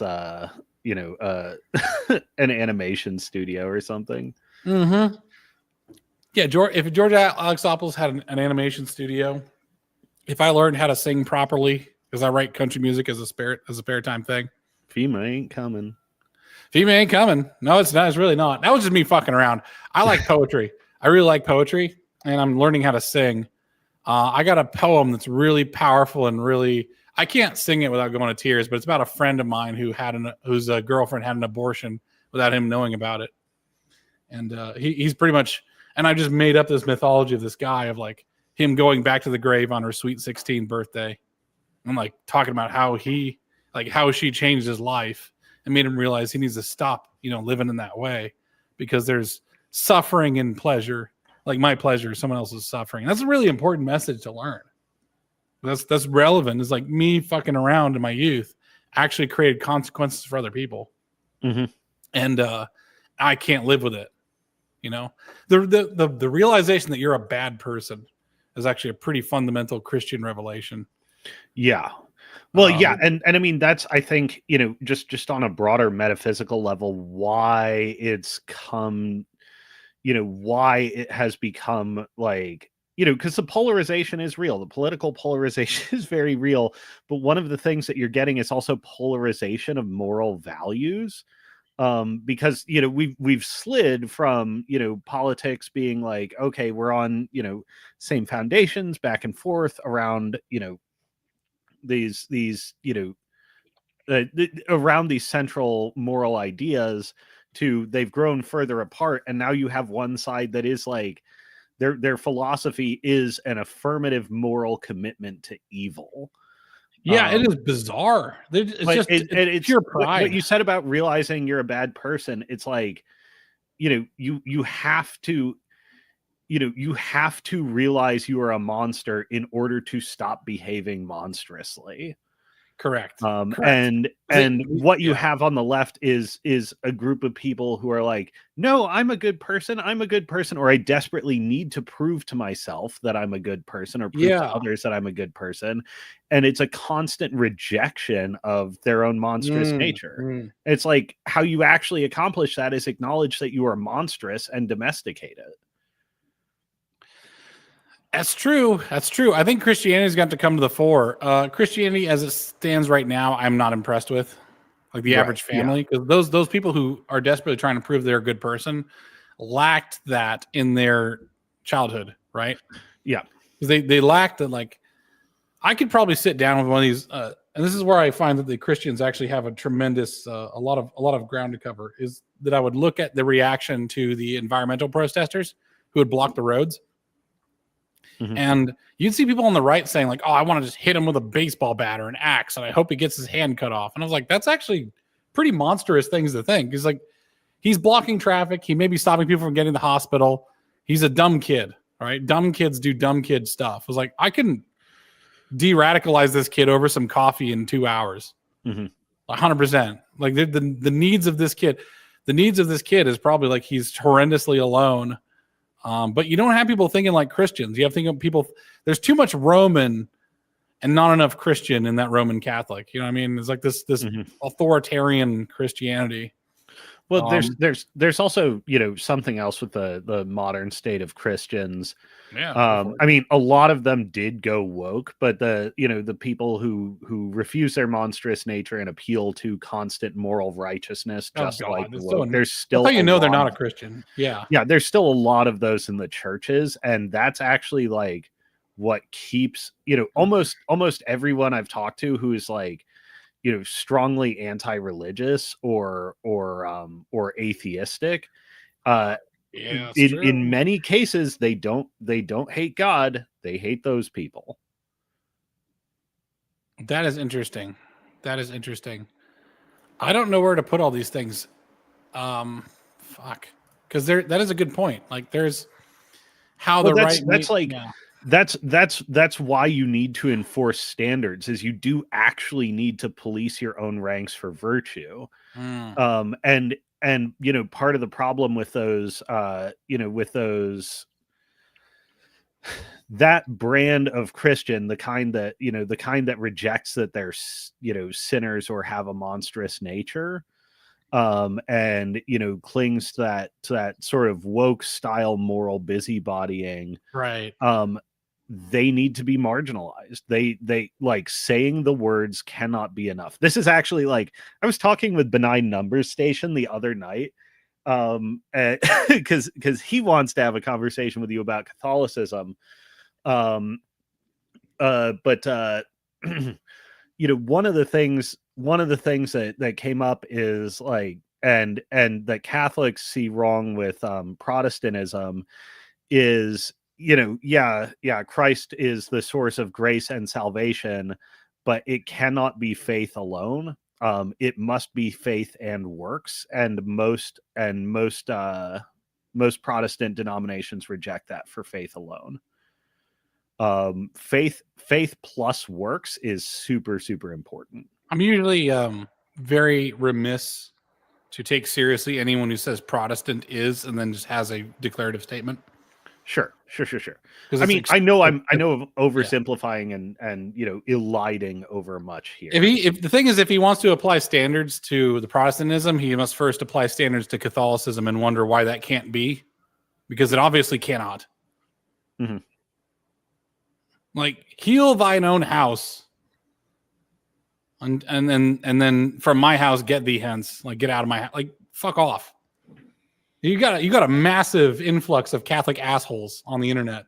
Yeah. And a massive influx of actual Catholics, real world flesh and blood Catholics who are complete assholes. Fix that and then I'll listen to you. I'm judging you by your fruits.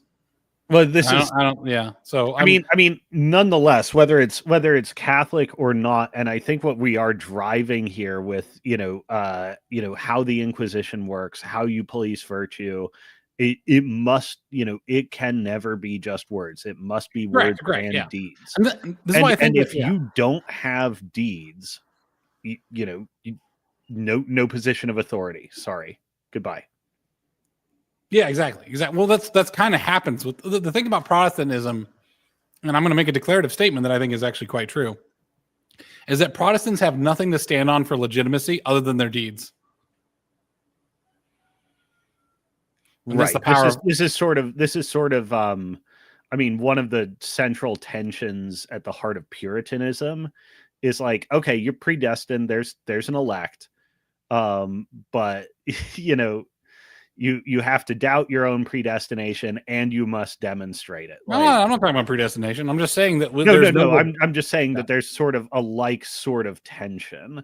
Like if you take away explicit faith plus works, in order to have a successful movement, you do actually need to reintroduce works by the back door. No, I think you're having. What I think is happening is there's a misunderstanding between what Protestantism, whatever that means, is because works are actually a huge part of it, and I just don't see a lot of Catholics actually laying on their works, or else they would reject, or else there'd be tons of people like casting doubt on Nick Fuentes, right? Like I don't see that. Like he's taking up he's taking up the Catholic mantle and saying I am a Catholic, and I don't see jack shit for pushback from anyone of any official or unofficial position, and I see a lot of like,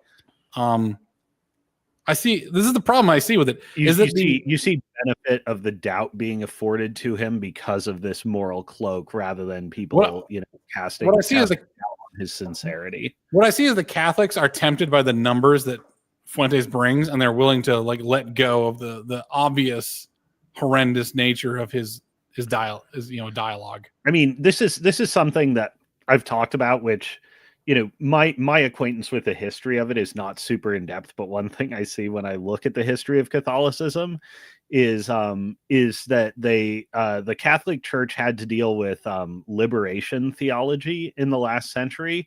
It is essentially the fusion of communism and Christianity, and they had to decide either we're gonna let this slide, or we're going to excommunicate virtually all of South America. And I think they made the wrong choice. No, the right choice is true. Previous popes would have excommunicated almost all of South America. What I would say is that the Protestants have the benefit of Darwinianism, right? As a Darwinian Christian, right? I think that the churches that are true are going to go to the fore, and the churches that are false are going to fall apart. And all it takes is like the next spiritual Charlie Kirk to show up into that town and just empty that church. Really start speaking. What I think is going to happen is when I say Inquisition, I don't mean that in any figurative sense. Right. Is that I want Christians to begin dismantling all of these weak Christian churches. Yeah. I want Christians attacking Christians in terms of dialogue. Sure. Right. I want the. So we don't want to be at wars of religion, but we also don't want to be at this sort of this sort of placid complacency. The live and let live era of Christianity is very much ending. Yeah. So where's it going to go? Right. Wait. I think what if Alt His video on the four religions, at least in America, very, very useful framework. I mean, it's an oversimplification in its own right, but it's a great starting point. And honestly, I think the movement, one that people are really getting behind in terms of like religious sentiment, in terms of cultural direction, etc., is not just Christianity, but Christian Darwinism. Right. Well, we'll talk about that some other time too. But like, I think most Christians are Darwinists if you put it up to them, because Christians give their the fate to God. Well, I mean, I think. Right? If you go back to the the moral majority and stuff in the 90s, I don't think there was a strong Darwinian element to that. No, I mean, I really think it's a specific, like, the fusion of Christianity and Darwinism is a particular movement, and it's that brand of like vitalistic Christianity that's coming to the fore. I like that phrase, vitalistic Christianity, because it's a living word. It's supposed to be a living word, right? And living things evolve. Vitalistic Christian, but they stay the same in terms of their essence. Christianity. All right, there you go. Vitalistic, is that not really a word? Well, it is now. Yeah. Well, vitalism also has this sort of problem that it an inherent tension with it is that it, or not even tension, but just sort of a result that spins out of it naturally, is vitalism also tends to be strongly amoral, not necessarily immoral, but non-moral. Well, that's and that's also part of why you get attention getters like Milo Yiannopoulos that may be very, very useful, extremely vitalistic. Define vitalism really quick. I'm sorry, maybe I'm disjointed. Just want to make sure I'm on. So energetically and enthusiastically, pro-life, demonstrations of vitality, living well, almost bon vivant kind of thing. Okay. I'm striking a note there that I don't necessarily intend to, but I'm struggling to come to the exact words. The problem with Christianity. Okay, so for anyone who doesn't know, I'll just say like vitalism is like joy for life, like a Nietzschean joy for life.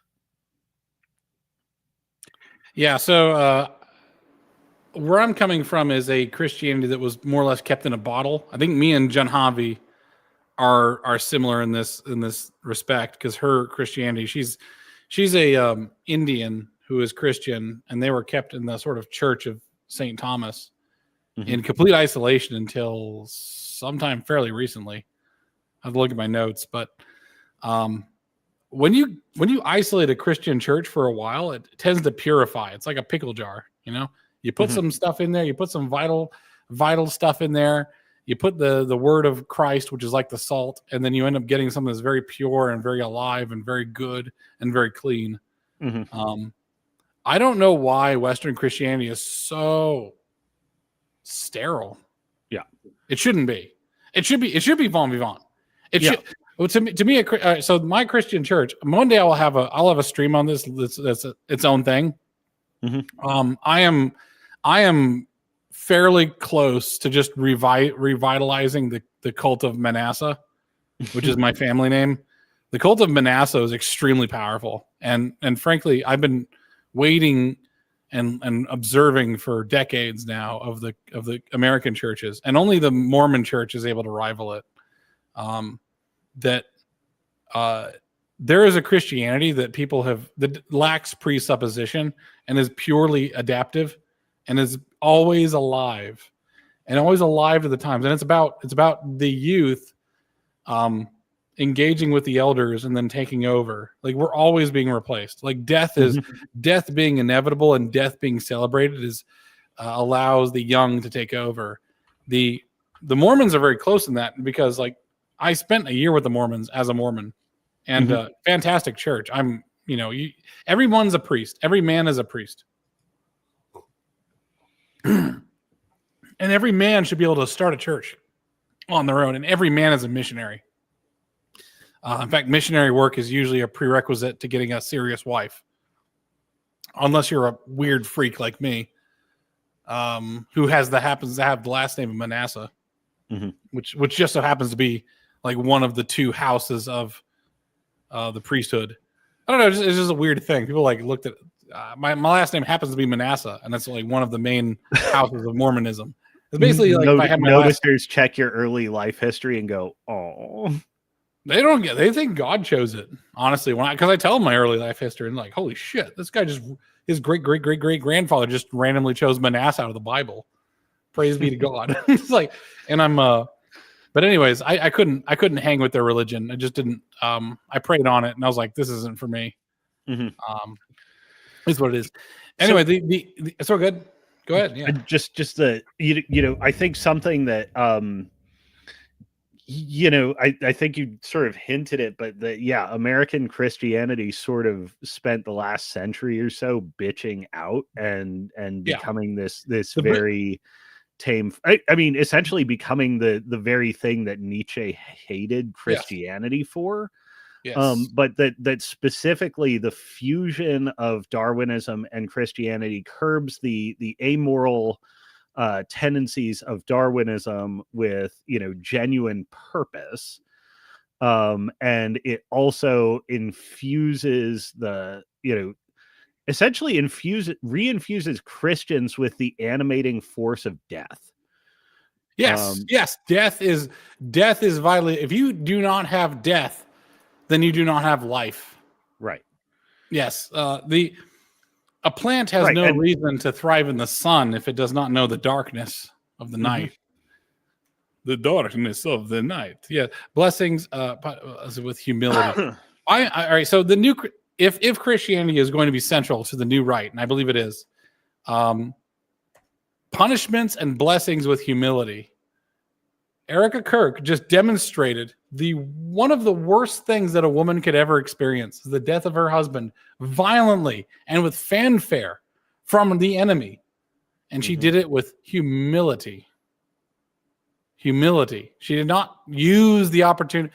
She is probably the one who used her husband's death the least. Yes. On the fucking right.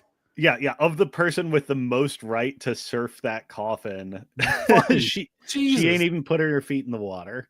No. She was like, I forgive him. I'm going to carry on Charlie's legacy. This is what Charlie would want to do. Like this is what Charlie would want, is like the best praise that a widow could give her husband. It's like, imagine my wife doing amazing shit, and it's like, this is what Alex would have want. And I'm like up in heaven with my distiller in a cloud. And I'm like, that's really nice. That's really sweet of you to say, honey. I would have shot that guy. Like, all right, well, damn, you're doing great things in my name. I kind of feel like a piece of shit, honestly. Feeling a piece of shit. Feeling and acting like a piece of shit is kind of a part of being a Christian. So you tend to be very humble about how you suggest change, but you are expeditious. That is hard for an atheist to grasp. You pray on it one night, like it is like a U.S. Marine praying to God. You know, the Lord, I pray to you in the name of Jesus Christ to be to humbly bring myself here to ask your blessings of victory and for the mercy of my enemies, and that whoever, whatever your will may be, that it shall be done, and I will be a tool for you, thy Lord God. In Jesus' name I pray, amen. And then as soon as dawn breaks, he's like storming with smoke grenades and a Thompson, just blasting trenches down. That's a Christian right there. It's like, there's a certain, like, I got to throw the dice out here, and I just hope to God I'm right. And I know I might not be, Christians understand they don't wield the will of God. Christians understand that God might very much disapprove of what they do, but they're doing their best. Sorry, go ahead. Yeah. Oh, no, yeah. I mean, shit. I have been every gaming team tournament I've gone to. I've like bitched out every time, but I've been strongly tempted to start the tournament with a team prayer. It's very funny. Well, I'll teach you how to. I mean, do you know how to pray? Oh yeah. No, yeah. Okay. It's not hard. It's not. It's meditative and contemplative, and like, God may give you a miracle, but essentially the best thing for you as a believer that God can give you is, that you're opening yourself up and enabling yourself to be the kind of person you need to be in his name. I was throwing a cork at my cat. She can't stop whining. Yes. There is a level of I accept that I'm not worthy, as all children do for their father. And you're just doing your best. It's the ultimate freedom, to be honest. That's why like submission to God is freedom for Christians. You are actually free of the moral the moral gay questions, the subversive moral questions that the left will ask of you just fall off like rain off a duck's back. It's like, well, it is what it is. People are like, well, aren't you worried about the indigenous people of whoever are where? I was like, well, I mean, I'm doing the best I can. Whatever, fuck it. It's like, whatever. It's going to happen. What's going to happen? The ultimate Christian understanding is that this life doesn't matter that much. And you're just doing the best you can. It's like, I don't know. These guys scalped a bunch of my dudes. It seems like the right thing to do. I mean, if I'm wrong, may God strike me. But I'm willing to take that on my shoulders, and we're just going to get done with this gun. What's this place called? Wounded Knee. All right, let's go on in there. Let's get it done. I mean, I think that's almost the nature of the failure point is like, that, the Christian no longer, like, a Christian should no longer fear death. But death should still animate their worldly actions in some regards. Well, yeah, the stuff like you're the steward, and you only have so long as the steward. Like, you're under a timer here, and it is your duty to be adequate to to your patrimony. Yes, you're only asked to do your best. Anything beyond that is out of your control, which is why I find a lot of Christians families in the United States so fucked up, is because they seem to ask for far more than your best. Right? Like a lot of these, like, it is not a surprise to me that it's a conservative family that created the shooter for Charlie Kirk. I'm not surprised. Most conservative families in the United States are fucked up. This is because they're divorced from God's will. They're not as gracious to their own children as God is to them on a constant basis. And it takes a certain humility to admit that you're kind of a piece of shit Christian and deserving of God's grace. Usually when you're hard on your own children, that is a reflection on the hubris that you have with your own God.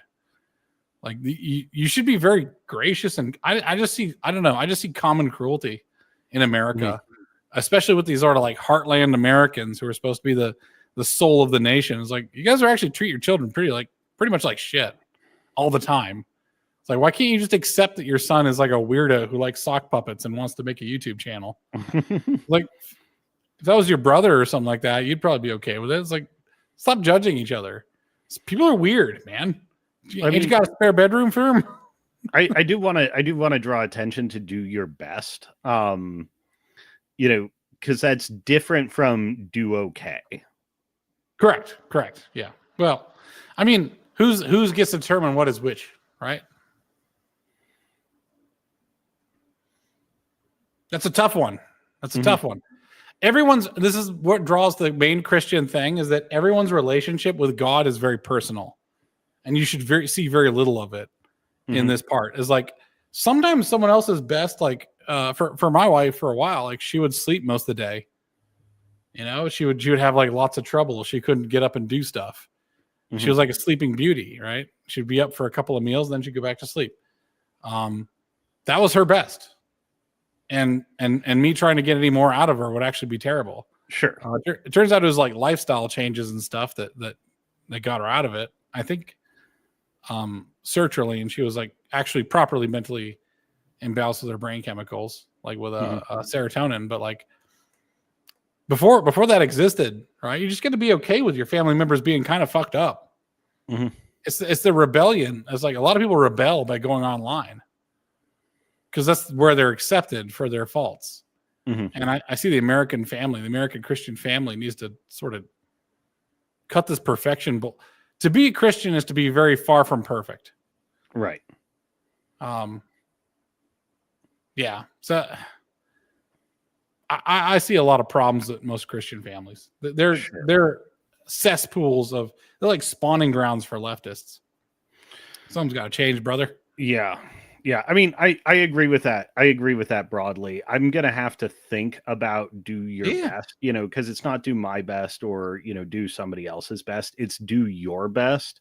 Man, you'd be surprised at how incompetent people are, especially with just like self-reflection. So I go with the well, there's also like there should also be the internal motivator, and honestly, like your relationship with your creator should be like a principal source of impetus to transcend your limits.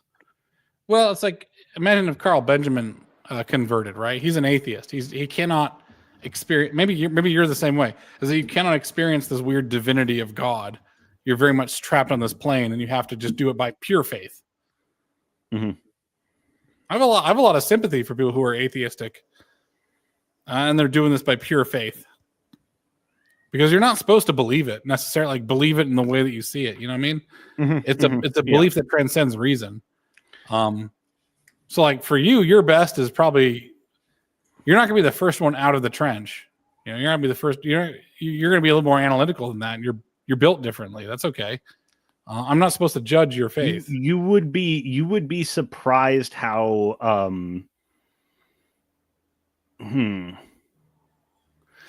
this is a complicated topic for me. Right. Courage and faith and all that stuff. That's true. I'm kind of being unfair. But like I have spent a lot of deliberate, structured work going on, going into what your best is, and you cannot find your best when you are living for yourself alone. You must make yourself servant to a mighty cause. What if I change best to you do your bit? Mhm. Make progress. Yeah, because I kind of see like the whole thing called life is a bit of a marathon. You know, you're not. I hate the word potential. I always hated that when I was growing up. I was like, oh, you got to make it to your potential. It's like that's really high. Actually, my potential would be is if I was singularly focused on this one thing, doing it ultra hard every day with like. This is what you see on like the brosphere of like a red pilled guys. Like, oh yeah, here's my supplement regimen, and I drink caffeine at this point, and I do taurine here, and then I do creatine here, and it's like this is way too optimized, like this hyper optimized. Right. Yeah. And if anything throws you off, you're like screwed. Which by the way, women think is really funny because women are like, that's a girl. It's like you're a girl now. Yeah. Which is like, I'm sure, like by the way, it'd be so funny as you and I like made a caricature of the ideal man according to women, women's revealed preferences. Because I think it would actually be the comedian from The Watchmen. I mean, so yeah, that frailty. There's like great War Machine players. Like, yeah, you can have your like coffee ritual and all this stuff and like be in like peak mental shape, but you're not always going to play the game under ideal conditions. No, and in fact, exactly. if you're in a tournament environment, you may be like 6 rounds in one day, so 12 hours of continuous play, and going through a game that's taking you to your 14th. You need to generate an excellent game under those conditions too. It's true. That's where practice comes in, because it becomes a part of you, and that's what Christianity is supposed to be. Is you're supposed to practice it 7 days a week. By the way I'm talking with you right now on this stream, curses and all, is more or less how I talk at church or in any circumstance. It's like I will avoid the curses, but I'm going to say different words, and then everybody knows what I really mean. Anyways, all I'm saying is that like the new Christian is part of the new standard. Is that I think that the national identity is going to converge on a Christian standard, and this is going to be a major problem for most Christians. Because we're going to figure out what it is. I'm going to share. Let's see if I can share a couple of screenshots from Twitter. I'm just going to go ahead and find them really quick. My apologies. I have a folder actually called Right Wing Inquisition now. Nice. Yes, let me go ahead and share that. I have to juggle a bunch of. Okay, there we go. Remove, add to, oh, no, remove. Stop screen, new thing. Share a screen. There we go. Right Wing Inquisition. So, here we go. One of the things I had so admired about Charlie Kirk is that he didn't have a jealous or envious bone in his body. I'm not sure whether this is something innate or cultivated. You see it in young kids from an early age. Some kids just feel a natural jubilation when other people do well or succeed, and others don't. By the way, I am a proud beta male. Like, and from the actual technical term of it, I hate leading. Leading sucks. It's a lot of pressure, and it's better to support somebody else. Charlie was a beta male, which is the reason why he was underappreciated. He was helping others more than helping himself. Charlie just rooted for everyone, supported them, cheered them on, and encouraged them to see the possibilities they couldn't see in themselves. He is a Daniel-style seer. All of us should follow this example. Whatever their politics, mistrust, anyone has. Yeah, so this is against the envy, right? That's what he's going against. The envy here. Here we go. Good advice on the VP. Expect to see the campaign. Yeah, yep. Mistrust anyone who's naturally envious of the success of others. A lot of the posthumous attacks on Charlie are rooted in envy. Yes. So that is a pretty good metric for what is good and what isn't. Who's going to make it, who isn't. And JD is laying the foundation for an inquisition on the right. Charlie's death is so stark and so obvious that it's pretty easy to say who's on what side. Those who celebrate his death, those who are quiet about his death, those who are profiting from his death, those who have changed their opinion on Charlie because of his death, those who have been with Charlie the whole time. At least 5 categories. Yeah. Yeah. There's on, you know, when you're figuring out what your side is, there's an additional dimension to lay over this is people who will keep their heads down when the bullets start flying. Oh, yeah, exactly. They'll keep quiet about Charlie's death and the fallout thereof.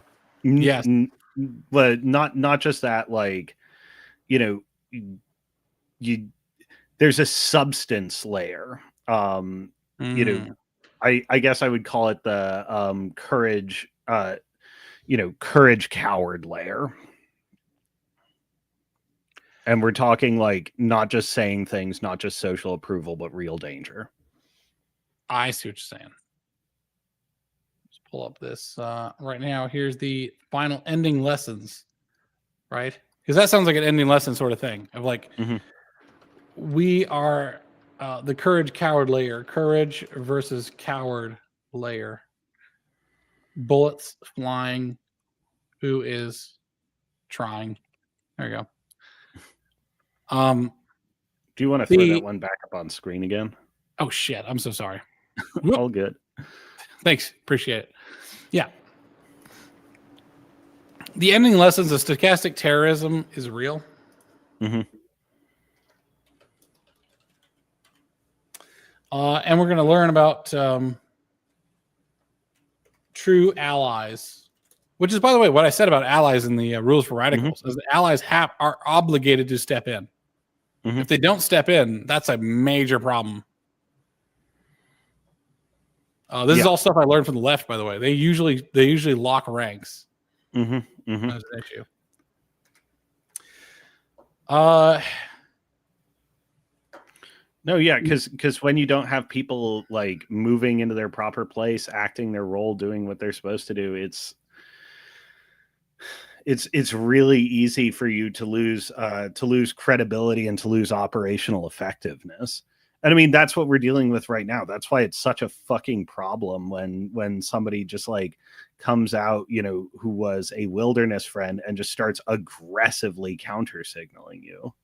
Yes, the counter signaling is an immediate write off to me. Like, unless they're willing to get onto a stream within 24 hours. It's a major problem. Like, the most obvious example, I know he's not very important, but the most obvious example is like Academic Agent. How many things have happened specifically? I mean, never mind counter signaling the Trump administration and stuff like that. How many major things have happened in British politics that AA has counter signaled? Outrage over Hatchet Girl. Really? Raise the colors, or, you know, raise the flag. And does he keep these tweets up? Are these in the form of tweets? Oh yeah, super duper. I might take upon myself counter signaled the 1 million plus like show up in London, and now he's counter signaling like, effectively this populist movement is running like psyops, like their own version of propaganda to be a psychological attack on the government. And he's saying like, no, that never works. Like populism, blah, blah, blah. It's like you've counter signaled literally everything that's being done to make this better. And that by all accounts seems to be working. Yes. Yeah. Like once should have been enough for you to like shut the fuck up and get the message. But it's like, oh, this is straight up all about you. You do not care about like results or fruits. You are just in this to be validated. Absolute bitch behavior. Yeah. I might take it upon myself to go through his Twitter feed and find him, because I do want to have like the ultimate bitch. Does this mean I can finally unfollow him? Maybe we'll see. I want. Maybe I'll ask you to help me. And we'll just put this closure behind us. I want to have an ultimate bitch video, not a stream, but a video. And I'm going to straight up call out Lotus Eaters, people who just are okay with this nonsense because they're trying to distance themselves. Do not fucking do that. I want to see who you are. I'm looking at you, Harry Robinson, you fucking anti-American iconoclastic bitch. Fuck off. I know you're listening to that cocksucking asshole, this Persian prick. This.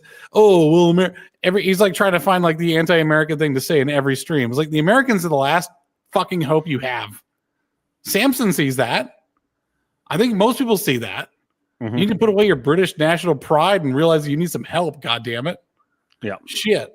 Like this. Actually, like the perfect time for them to do it. Honestly, like they need the Trump administration. They need JD Vance being the attack dog.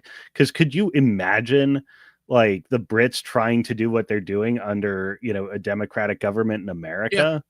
Like there's infinite foreign release valve, like pressure release valve there. If I was a serious, by the way, I agree with your assessment. The British are unserious. Here's what I would do if I was serious and members of Lotus Eaters, right? They built something amazing. I couldn't build it, right? If I was Carl Benjamin, I would make like 10 different 5 to 10 minute videos about the progress of my incarceration that are like lessons to be distributed every week. So 5 to 10 minute segments every week discussing why he did what he did. And I would want him to say stuff that would get him sent to jail. And essentially this is there to bring up all those recorded videos there to bring up support from the Americans, from the right people who are specific. And the videos are specifically appealing to people who have influence to like save England from England. There's like humility. There's an understanding, like, listen, we called ourselves the father or the mother of your nation, and now we're asking for your help humbly. If you're watching this video, I have been incarcerated for the simple act of speaking the truth as I see it. I was like, yeah, someone's got to go to jail. But like, is Tommy Robinson going to be the one to do it? He's gone to jail a lot of times. It's kind of becoming a normal thing. Well, they're having a new wave of arrests, but yeah, I think it's a matter of time. And at this point, you should put in contingencies. Yeah. Like what I'm saying is that if they want to be influential in this change, if they want to put on their big boy pants, they're going to have to do this. Someone's going to have to go. And it's like you cannot be anti-American while being pro-English at this point, because the Americans are trying to help as best they can. Now, I saw a stream by Faraz, or like a video by Faraz, where he's like, well, it's better off we take the Russian oil and get away from America. Like the Russians are our Christian brothers. I was like, this Faraz guy is absolutely bad news. The Russians are not your friends at all. Like Russia and Belarus are the reason why you have so many Muslims in there. But they've been letting them in. Like, well, there's no reason they would want us flooded with Muslims. Actually, there's a shitload of reasons why they want you flooded with Muslims. Like America just wants you to be Hogwarts. We just want to go check out the castles. We just like it because it's cool. But like Russia is going to have designs on you. I don't know. I think there's so much pride and prejudice and history there with their relations. They cannot see America for what it is. So I kind of just divorce myself from their fate. But I use them as a cautionary example. Like they are a cautionary tale of just arrogance, pride, a need to appeal to history. I wouldn't be talking about Aryan this or that if I was in their state. I was like, this is a sorry state. Right. Yeah. Because their country's a dump. It's all their own people that are doing it. Their country's a dump, and they're occupied by a hostile government. I mean, like in the long run, people get the government they deserve. And the thing is their own people. Like they keep trying to draw the ethnic lines, but the ethnic lines are the problem. Like obviously somewhere in their own ethnicity is responsible. Whereas America actually has very little national pride. When things are going well, we're super happy. No, when things are going well, we're super happy. When things are not going well, we go ape shit. Like the 1960s are a pretty good example of how national pride is not a national religion. Like when 50% of the people in your country observe it, it's not a national religion. But the thing is, like, there's an English pride which is easily co-opted. Like our enemies have to go anti-American to make their point heard. I guess what I'm saying. I don't know. I feel like we're talking past each other a little bit. Maybe probably But I guess what I'm saying is that their ethno identity causes them to be overly trusting of their own people when they maybe shouldn't. Oh, sure. I get that. Yeah. Okay. Yeah. All right. There we go. I'm sorry. Yeah. I expressed that point really stupidly. There's also like, this is, I think there's also a loop back layer, and like why you need, essentially an Inquisition to stay vital as a civilization is like, are you more interested in being nice, which is to say, palliating your fear of being monstrous, than you are in being good, which is to say, like, damn me and my need for validation, like there are people to like take care of, and I have to accept what I am and do this for them. Nice versus good. I wouldn't even, actually, thinking back on it, I wouldn't say good, but like nice versus righteous, moral, correct. Proper. I mean, almost nice versus great. Oh yeah. All right, so yeah, I'm gonna put this down. I've thought about this quite a bit. Great versus good. I keep having these dialogues I want to have with the Lotus Eaters to like talk some sense into them, because they're all so super Brit brained. I was like, don't let being nice get in the way of you being, or don't let being good get in the way of you being great. You will be amoral to an extent, and that's actually the Christian confession, is that this empire may be immoral and may be bad. Only the pagan or the atheist has to sit there and talk themselves up into thinking that their great construction is some work of God. The Christian knows it isn't, because God's not here. It's just us. So a Christian's willing to walk away from it. A Christian cannot worship themselves. They are not a delineator of good. But greatness is like, we're going to give it a shot. Which is very confusing to non-believers, but yeah, like we know that we're fallen people. We might make mistakes. Okay, so stochasticarism, real, true allies, courage versus coward layer. Look who makes money and when and how. Who changes their narrative and when and why. This is the Nick Fuentes argument. That he just changes his narrative on a dime. Yeah. He changes so that he's always on the winning team, and most people don't have long memories or are willing to apologize for it, or are simply not familiar with him. His followers are obviously bots, Pakis or Indians, foreigners to say the least, or just artificial. Yeah. Well, you mean bots or do you mean? Yeah. It's funny because one of these guys was complaining that they weren't getting a lot of payouts for their engagement, and it's like, yeah, you don't get payouts for bots. And he's like making this whole thing about Erica Kirk staged her husband's death, which is monstrous to say. It's the real coffin surfing shit. I wonder if they have that under it as a too many windows open. I wonder if I have that on my bookmarks.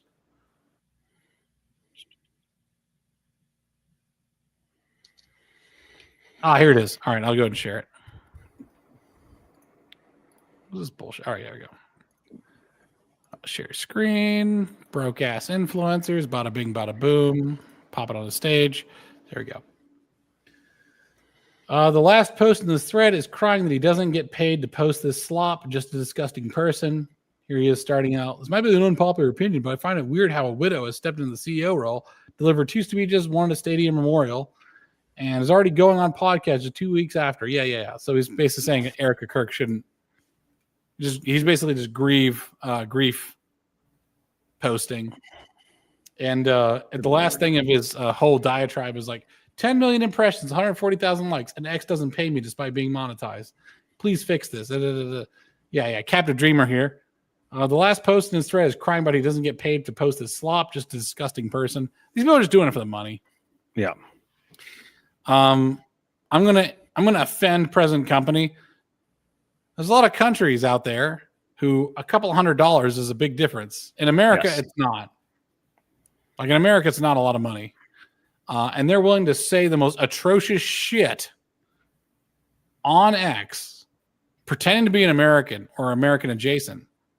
And this is why all these other nations have a terrible reputation, because it's easy to monetize the absolute dog shit that these other third world countries have to post on X and say horrendous shit, like mocking a widow for smiling within 2 weeks. She's probably smiling because she's like sees the outpouring of support. Who knows, right? Here's Curtis Yarvin. My broke ass influencers is deep. Oh yeah, here's Nima Farvini complaining about firing an AR-15. It's really funny. Yeah, that is not the original article. Oh, is it not? Does he have no? It's a joke making fun of him because it's by some leftist. Oh, I see. And then if you click through that thread, it's essentially responding to AA's. AA's talking about it's talking about the Charlie Kirk assassination. He's trying to understand the ballistics as like a total novice. No, I see. Yeah, no, 250 yards isn't that long. Mm-hmm. Well, yeah, especially not with like a serious ass hunting rifle. Yeah. Okay, let me just pop this back over to my presentation. Share screen. I wish there was like a memory of the different shit I put on here. Okay. Yes. So, who's on our shit list right now? Uncouth call outs. I'm going to call out Nick Fuentes. Oh, you got to throw it back up on screen. Oh, thank you. Fucking hate that extra step. There's so many steps. Nick Fuentes, right? Mm-hmm. Narrative switch. Chimp out over murder victim's widow. This man has like no soul, by the way. Like, what the fuck? I don't know what the hell's wrong with him. I'm gonna say if he was on the crew of the Demeter, I wouldn't mind it. Mm-hmm. Who else we got? Obviously, we got Elijah Schaefer. Where the hell did the font size go to shit?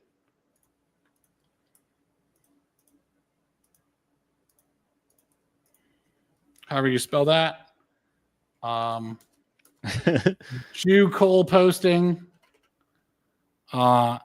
And conspiracy theories, CT. There you go. Yeah, the same shit. Academic agent.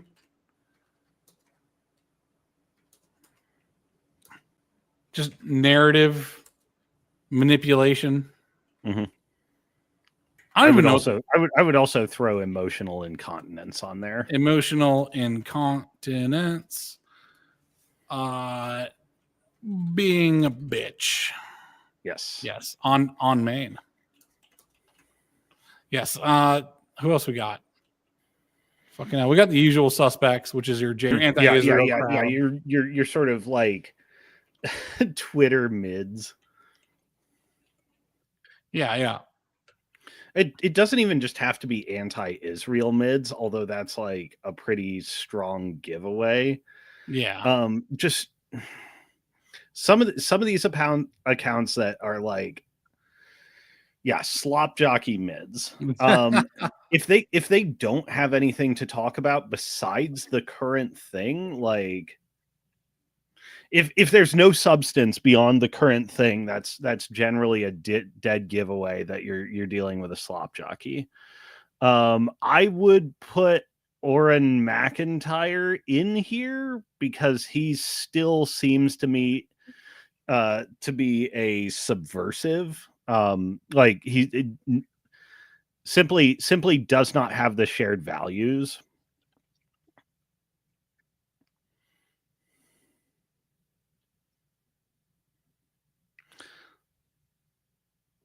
Yeah, we did it, boy. Someone else did it.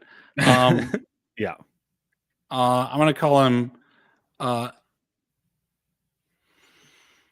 testicle surfing. I don't know, testicle jockey, testicle aspirant behavior. Yes. What a bitch thing to say. Over chimping.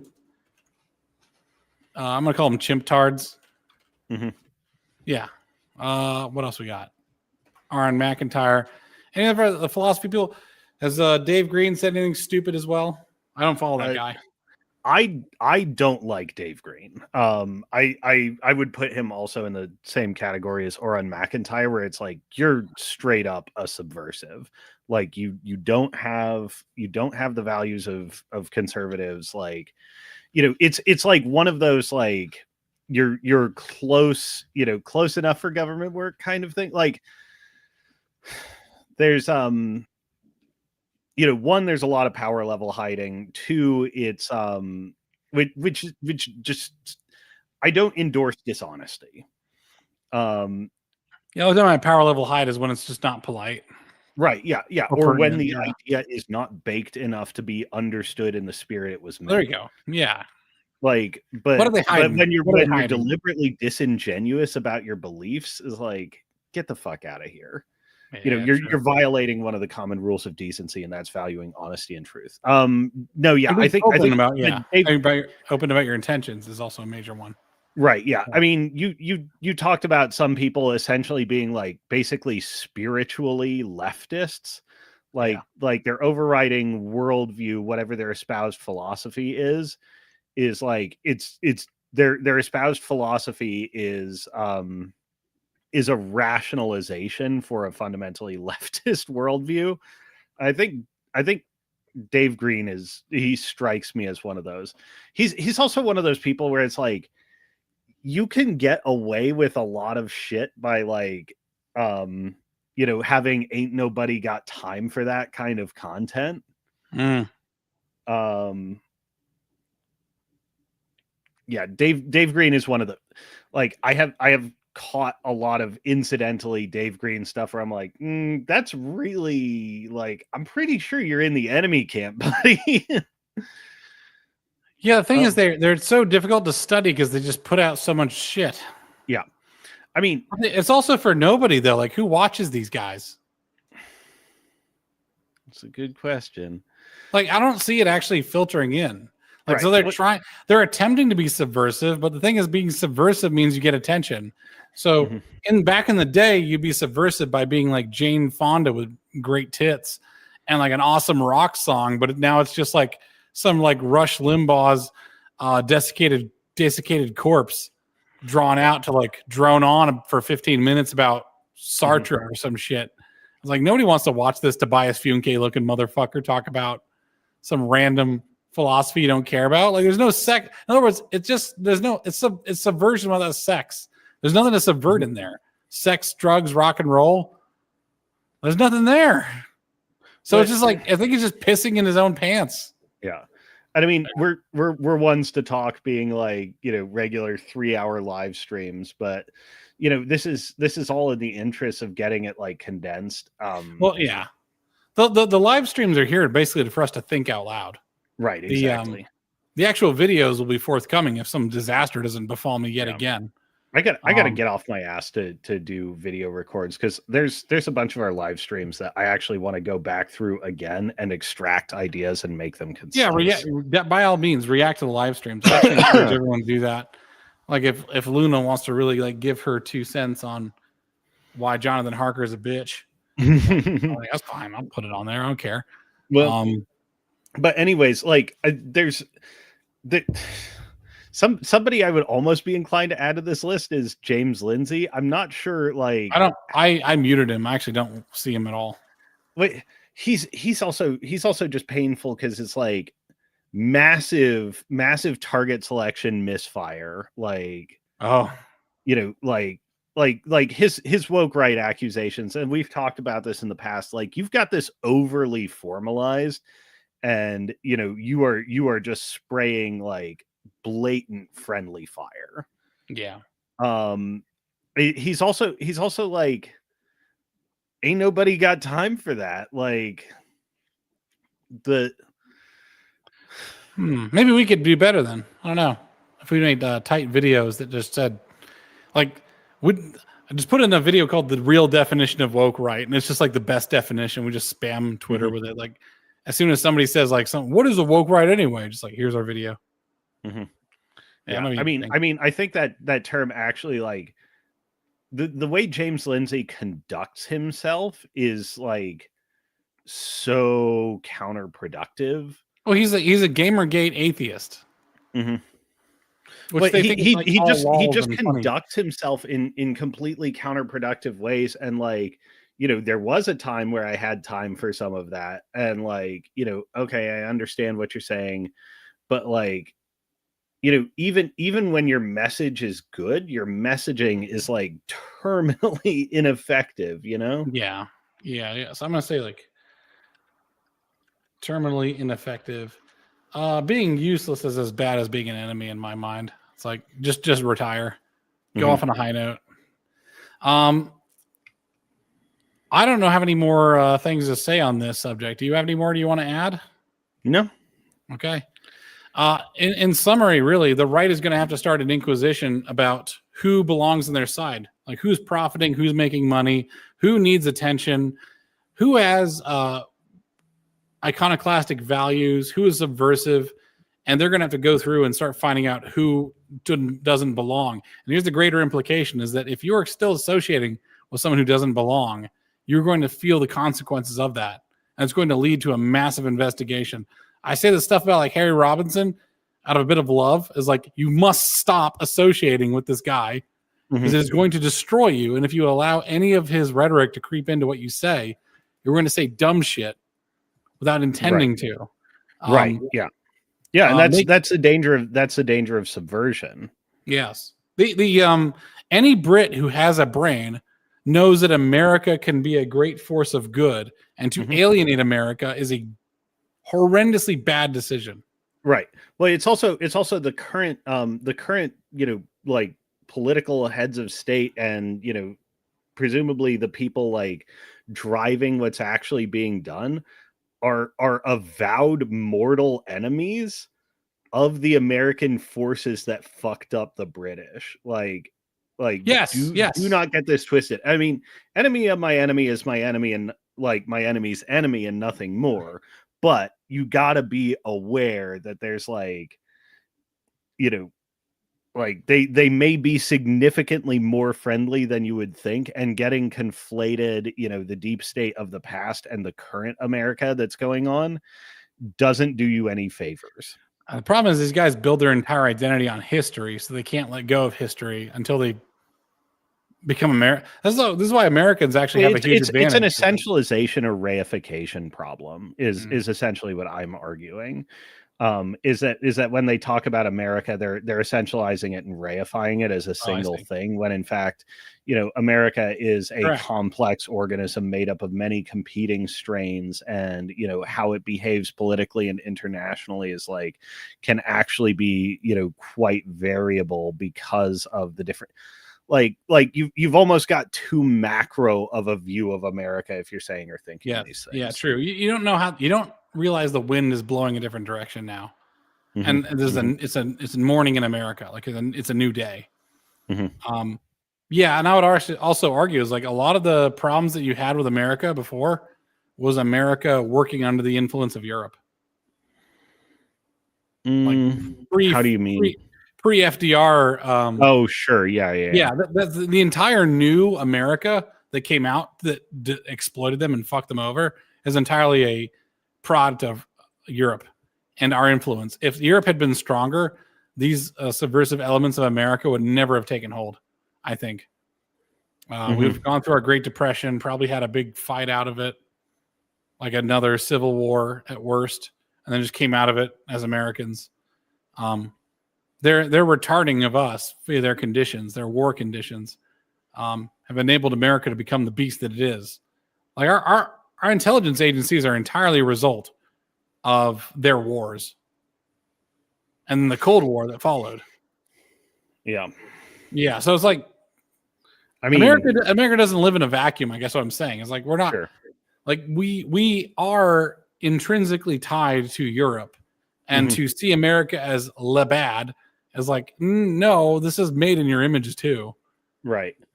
And that's why it infects you so easily. Like Mhm. our deep state probably has higher loyalty to Europe, to the European deep state than into America, and the European deep state to its own countries itself. Like it's its own state. Yeah, It's a this super is historically documented, by the way. If you look at like, figures like Alan Dulles and stuff, like that's definitely true. Okay, yeah. So what I'm saying is that we're fighting the same enemy, and they're using, I don't know. I hate it. There's this knee-jerk reaction of like sort of low-minded Brits that they can escape this thing, but the problem is that their tradition was destroyed, and there's no way going back. I remember when, us having a discussion of like going back to old branches, like a Git repository. But I'm like, it's not that simple because the conditions that made that branch possible in the first place are gone. Right. Yeah. And now you have to. It's almost like you have to now remerge the shitty code. All that shitty code in there has to be remerged in. Yeah. To an old branch that doesn't exist anymore. It's like, who are you merging into? Because there's only one real living branch, and it's actually really difficult, and it takes a lot of political willpower. Yeah, I mean, the way I would say it is like, don't be prideful when you're covered in shit. That's a good point too. America's pretty good at not being prideful. Oddly enough, we do like this USA stuff, but we're pretty good about hearing criticism of the United States. Yeah.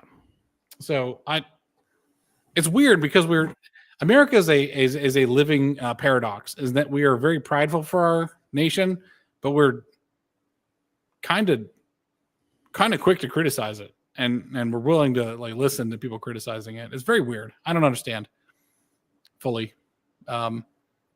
Yeah. Anyways, anything else we have on this?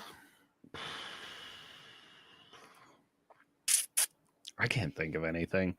I want to go back through this again because I know we were putting out solid gold, but it was also like 2 hours ago, and I'm like, what was on that earlier slide? I know, right? Well, if you want to go down it like again, but yeah, it might be better for a follow up because this might take some meditation. I think so. Yeah. Well, yeah, because this was us doing it live, and like take some time, ruminate, and we can come back to this sucker. And I think it's going to be quite substantial. I'll save this and upload it. I'll send you a link. Awesome. The thing I say is like, okay, I didn't talk about the consequences of the Inquisition. Is that you're going to have people's, all right, so here's what I want to end at, is that you are going to have people's lives destroyed, and the right is getting a taste for it. The right has an investigative arm that is very powerful to trace money. It has the ability to go through people's history very quickly. And now it's getting the appetite for some level of cancel culture. This means if you are a foreign subversive, it means if you are a opportunist, if you are less than sincere, you flip-flopped in the past, or you're an opportunistic e-girl, you will be found out. Your real name will be found. Where you're getting your money will probably be found. I hope that anyone who becomes important goes under the scrutiny of the microscope for exposés. There's the sort of trashy tabloid journalism actually has a great purpose if it's true. The thing is, we don't have tabloid journals that are an institution. We have just individuals, which means accountability for their mistakes is much easier to trace. So reputations will be at stake. But people are going to start doing reporting that is going to reveal quite a bit. We don't have a comprehensive documentary on Vivek Ramaswamy.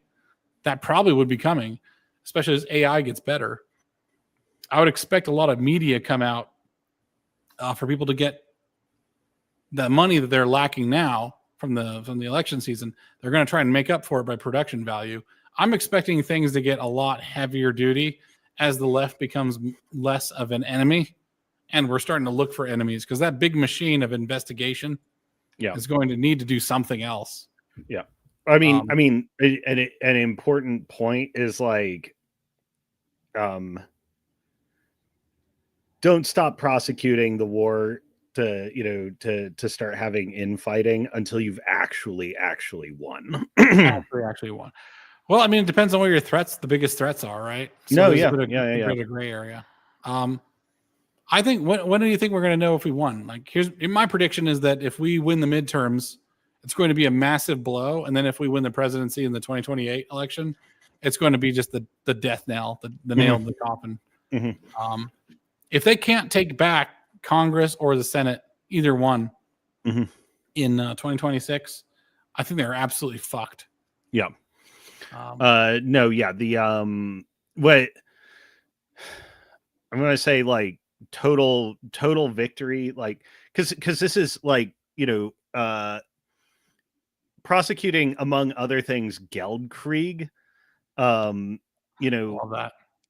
You're not going to be able to declare victory until like 2032 at the earliest. Oh, in terms of the money coming in. Yeah. Yes. Unless the investigators are very good. Mm-hmm. Yes. Well, yeah, but you also need to like start wresting back control of, cultural institutions and essentially doing like counter programming for the destabilization that's been done to you. Like, you essentially need to have at least one generation in the hopper that's actually sane. Yeah, Jet Alpha is kind of late. They're kind of cooked. Yeah, well, even adults can change these things, even if it is just a like superficial, like, jumping to where the moral authority is to salve your underdeveloped conscience. Oh, there you go. Yeah, that's true. You just need, the thing is, like, even adults can do that, but you do need one generation of serious substance, like, in the wings and going. Oh, I see. Otherwise you're just super, super vulnerable. Yeah, probably go after the next generation after alpha or mid alpha. Mm-hmm. That would be the betas. Yeah. Hey, man. Beta finally wins something, right? The intensity that's going to go is, I think that a lot of the weapons that are being used on the leftists in terms of doxing, discrediting, debanking, if that's true, and scrutiny is going to start happening to the people on the right. You're just going to see the same tactics being used to attack the left being used on the right in terms of these bad actors. Right. And I do think most of it's foreign funded. The Groypers and all that just seems just fake as fuck. Yeah. Oh, we haven't even talked about, what is it, Brelin Hollyhand or whatever, the fakest dude to ever exist. Like, just got pumped out of a vat. Like, apparently he has a past career. I don't fucking believe it. Yeah, here and gone. He's already dead. He'll try again, but he's like the what's her name, Gonzalez. That was a category we didn't put down, is vat creatures. I mean, the Groypers are kind of one of these, but absolutely manufactured fake people. Yeah, let me check in that. Where's other traded? Yeah. And if I'm totally honest, I think Candace Owens might have been a vat creature, because think of how she came onto the scene. Like, oh yeah, she's part of the black conservative stuff back when it was like interesting to be a black and conservative. Yeah, well, she's also like one of those people. Like, I put a fair amount of stock in Joe Rogan interviews, mostly as like a test for, at least like cognitive competence in somebody who actually can express some depth. Like Barry Weiss, like before she had her, her heel face turn, and like maybe after, like, I really don't, like, deep down, I don't think the person has changed that much. Like, went on Joe Rogan, and she was absolutely like insubstantial. Like, this is an unbelievably like stupid, shallow person. And like, it's possible for people to have intellectual awakenings and stuff, but it's like, there is nothing here. All your beliefs are like socially governed. Like, you don't think. Candace Owens was one of those people who are like, why do people like her? She's really insubstantial and kind of stupid. I think I'm going to be controversial. I think all women are that way. I think all women are fairly synthetic. Unless you've had a major character development, like your husband's been shot, or like you're an old dowager who's learned from her husband. Most women do not speak. I am very suspect of any woman who comes on the public for, because I'm like, who is your real master is always what I'm thinking. Like, who is making the words that you're following? Because most of the time women are slaves to whatever is socially expected of them. Right. It's so but easy this is, I mean, yeah, like you said, without some serious trial or tribulation that, forces you to grow up. And this is part of why I was emphasizing, like, we have boys and girls in adults' bodies now. Yeah. Like Erica Kirk, I think I wonder because men also lost their coming of age rituals, but like, man boys are super obvious to like remark on. Correct. Correct. I think we do have a serious epidemic of woman girls. Oh yeah, no, and it goes on until their 60s. Like it's yeah. There's exactly. Usually proper women do a lot of listening and a lot of understanding, which is the same with proper men too. So you won't see them flying off the handle. You'll see JD Vance. Part of the problem too is that the coming of age rituals, which are more commonly given to girls nowadays, are boys coming of age rituals. Oh, how's that? Like graduation from school or something like that? Or yeah. Man, my coming of age rituals, I drove my motorcycle across the country from Daytona Beach up to Washington, D.C., and then across to Las Vegas, and then down through Alabama back to Daytona Beach. And that was a coming of age ritual because I was like, I got to see America for what it is and like live on the razor's edge of survival.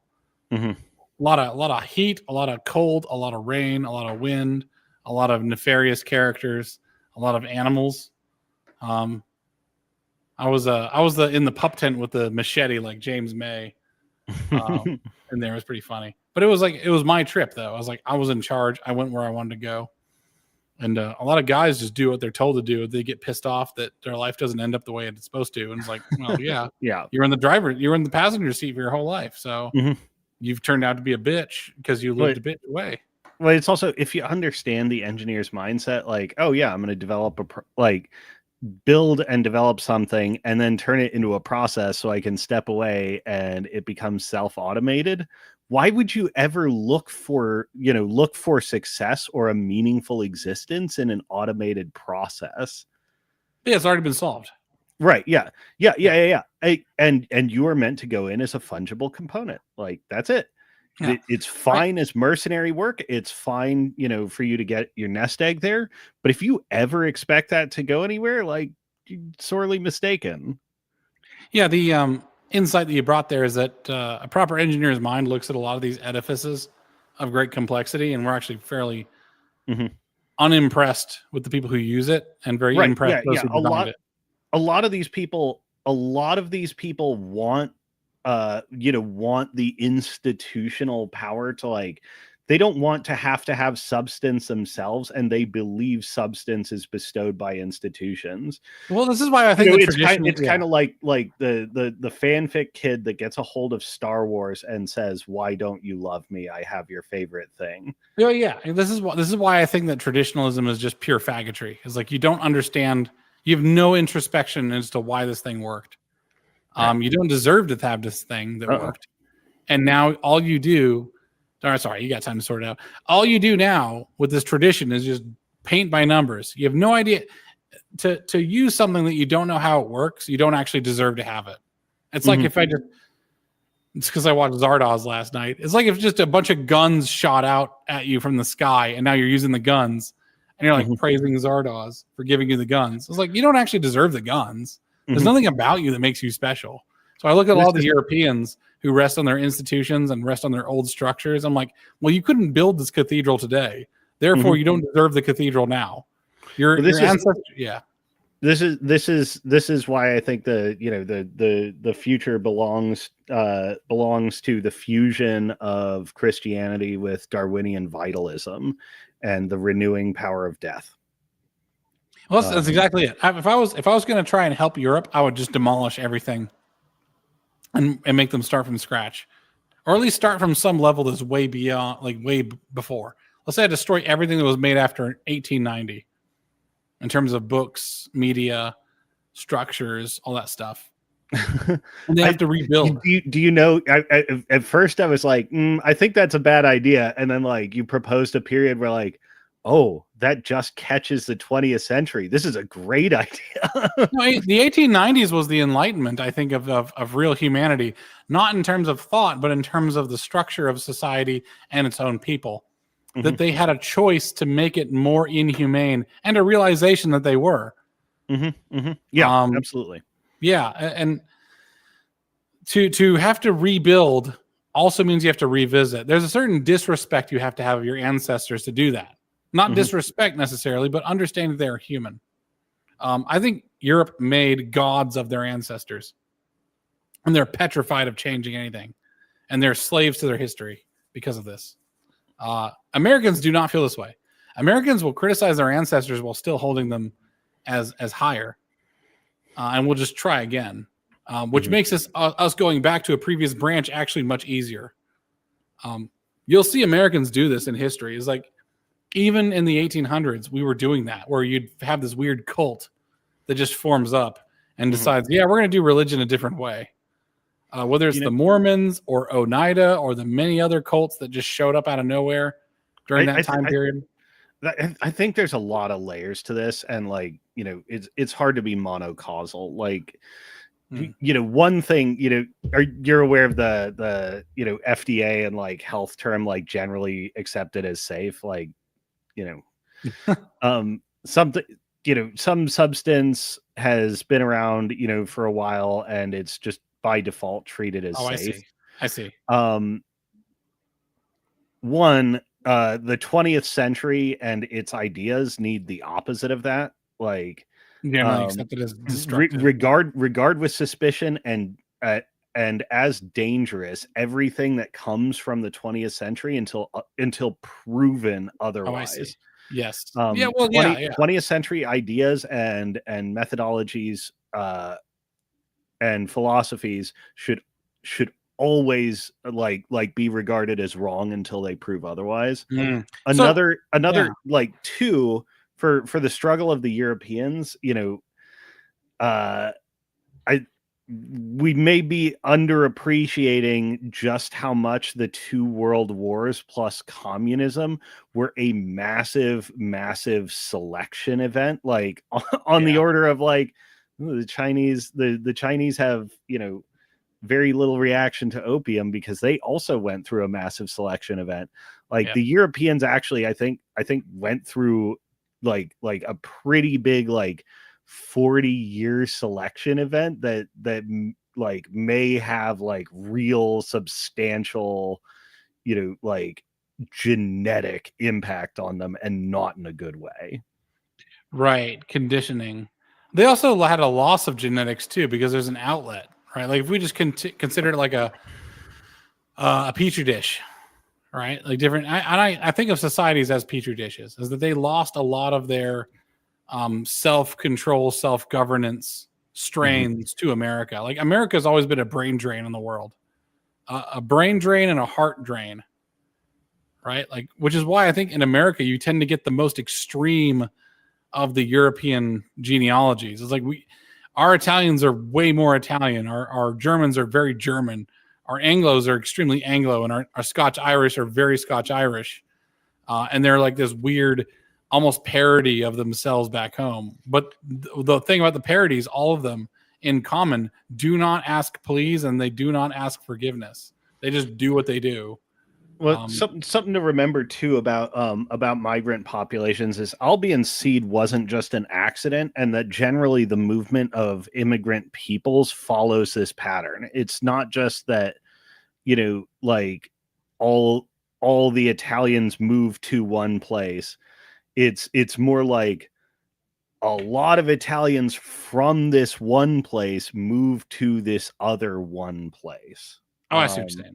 Yes. Yeah. Our immigrant populations are also particular and parochial, in many cases, particular and parochial, in the same way that that the English waves of migration were particular and parochial as well. It's interesting because now we have the distributed. Well, I guess a lot of the Indians that come to America tend to try to get to the Silicon Valley. but they're kind of all over. So they're sort of locality is more of industry wide rather than geographically. Which well, is I mean, you see the same thing in Britain. Like, you know, the UK is a small country, but like most of their Pakistani immigrants all come from the Mirpur Valley. Like they come from one specific place, and really? it's like the most backwards ass, like, you know, underdeveloped part of Pakistan. Well, a lot of the countries that try to bring people to England and America are just dumping their worst. Yeah. All right, I'm going to call it here. Is there any other comments you have before I end it real quick?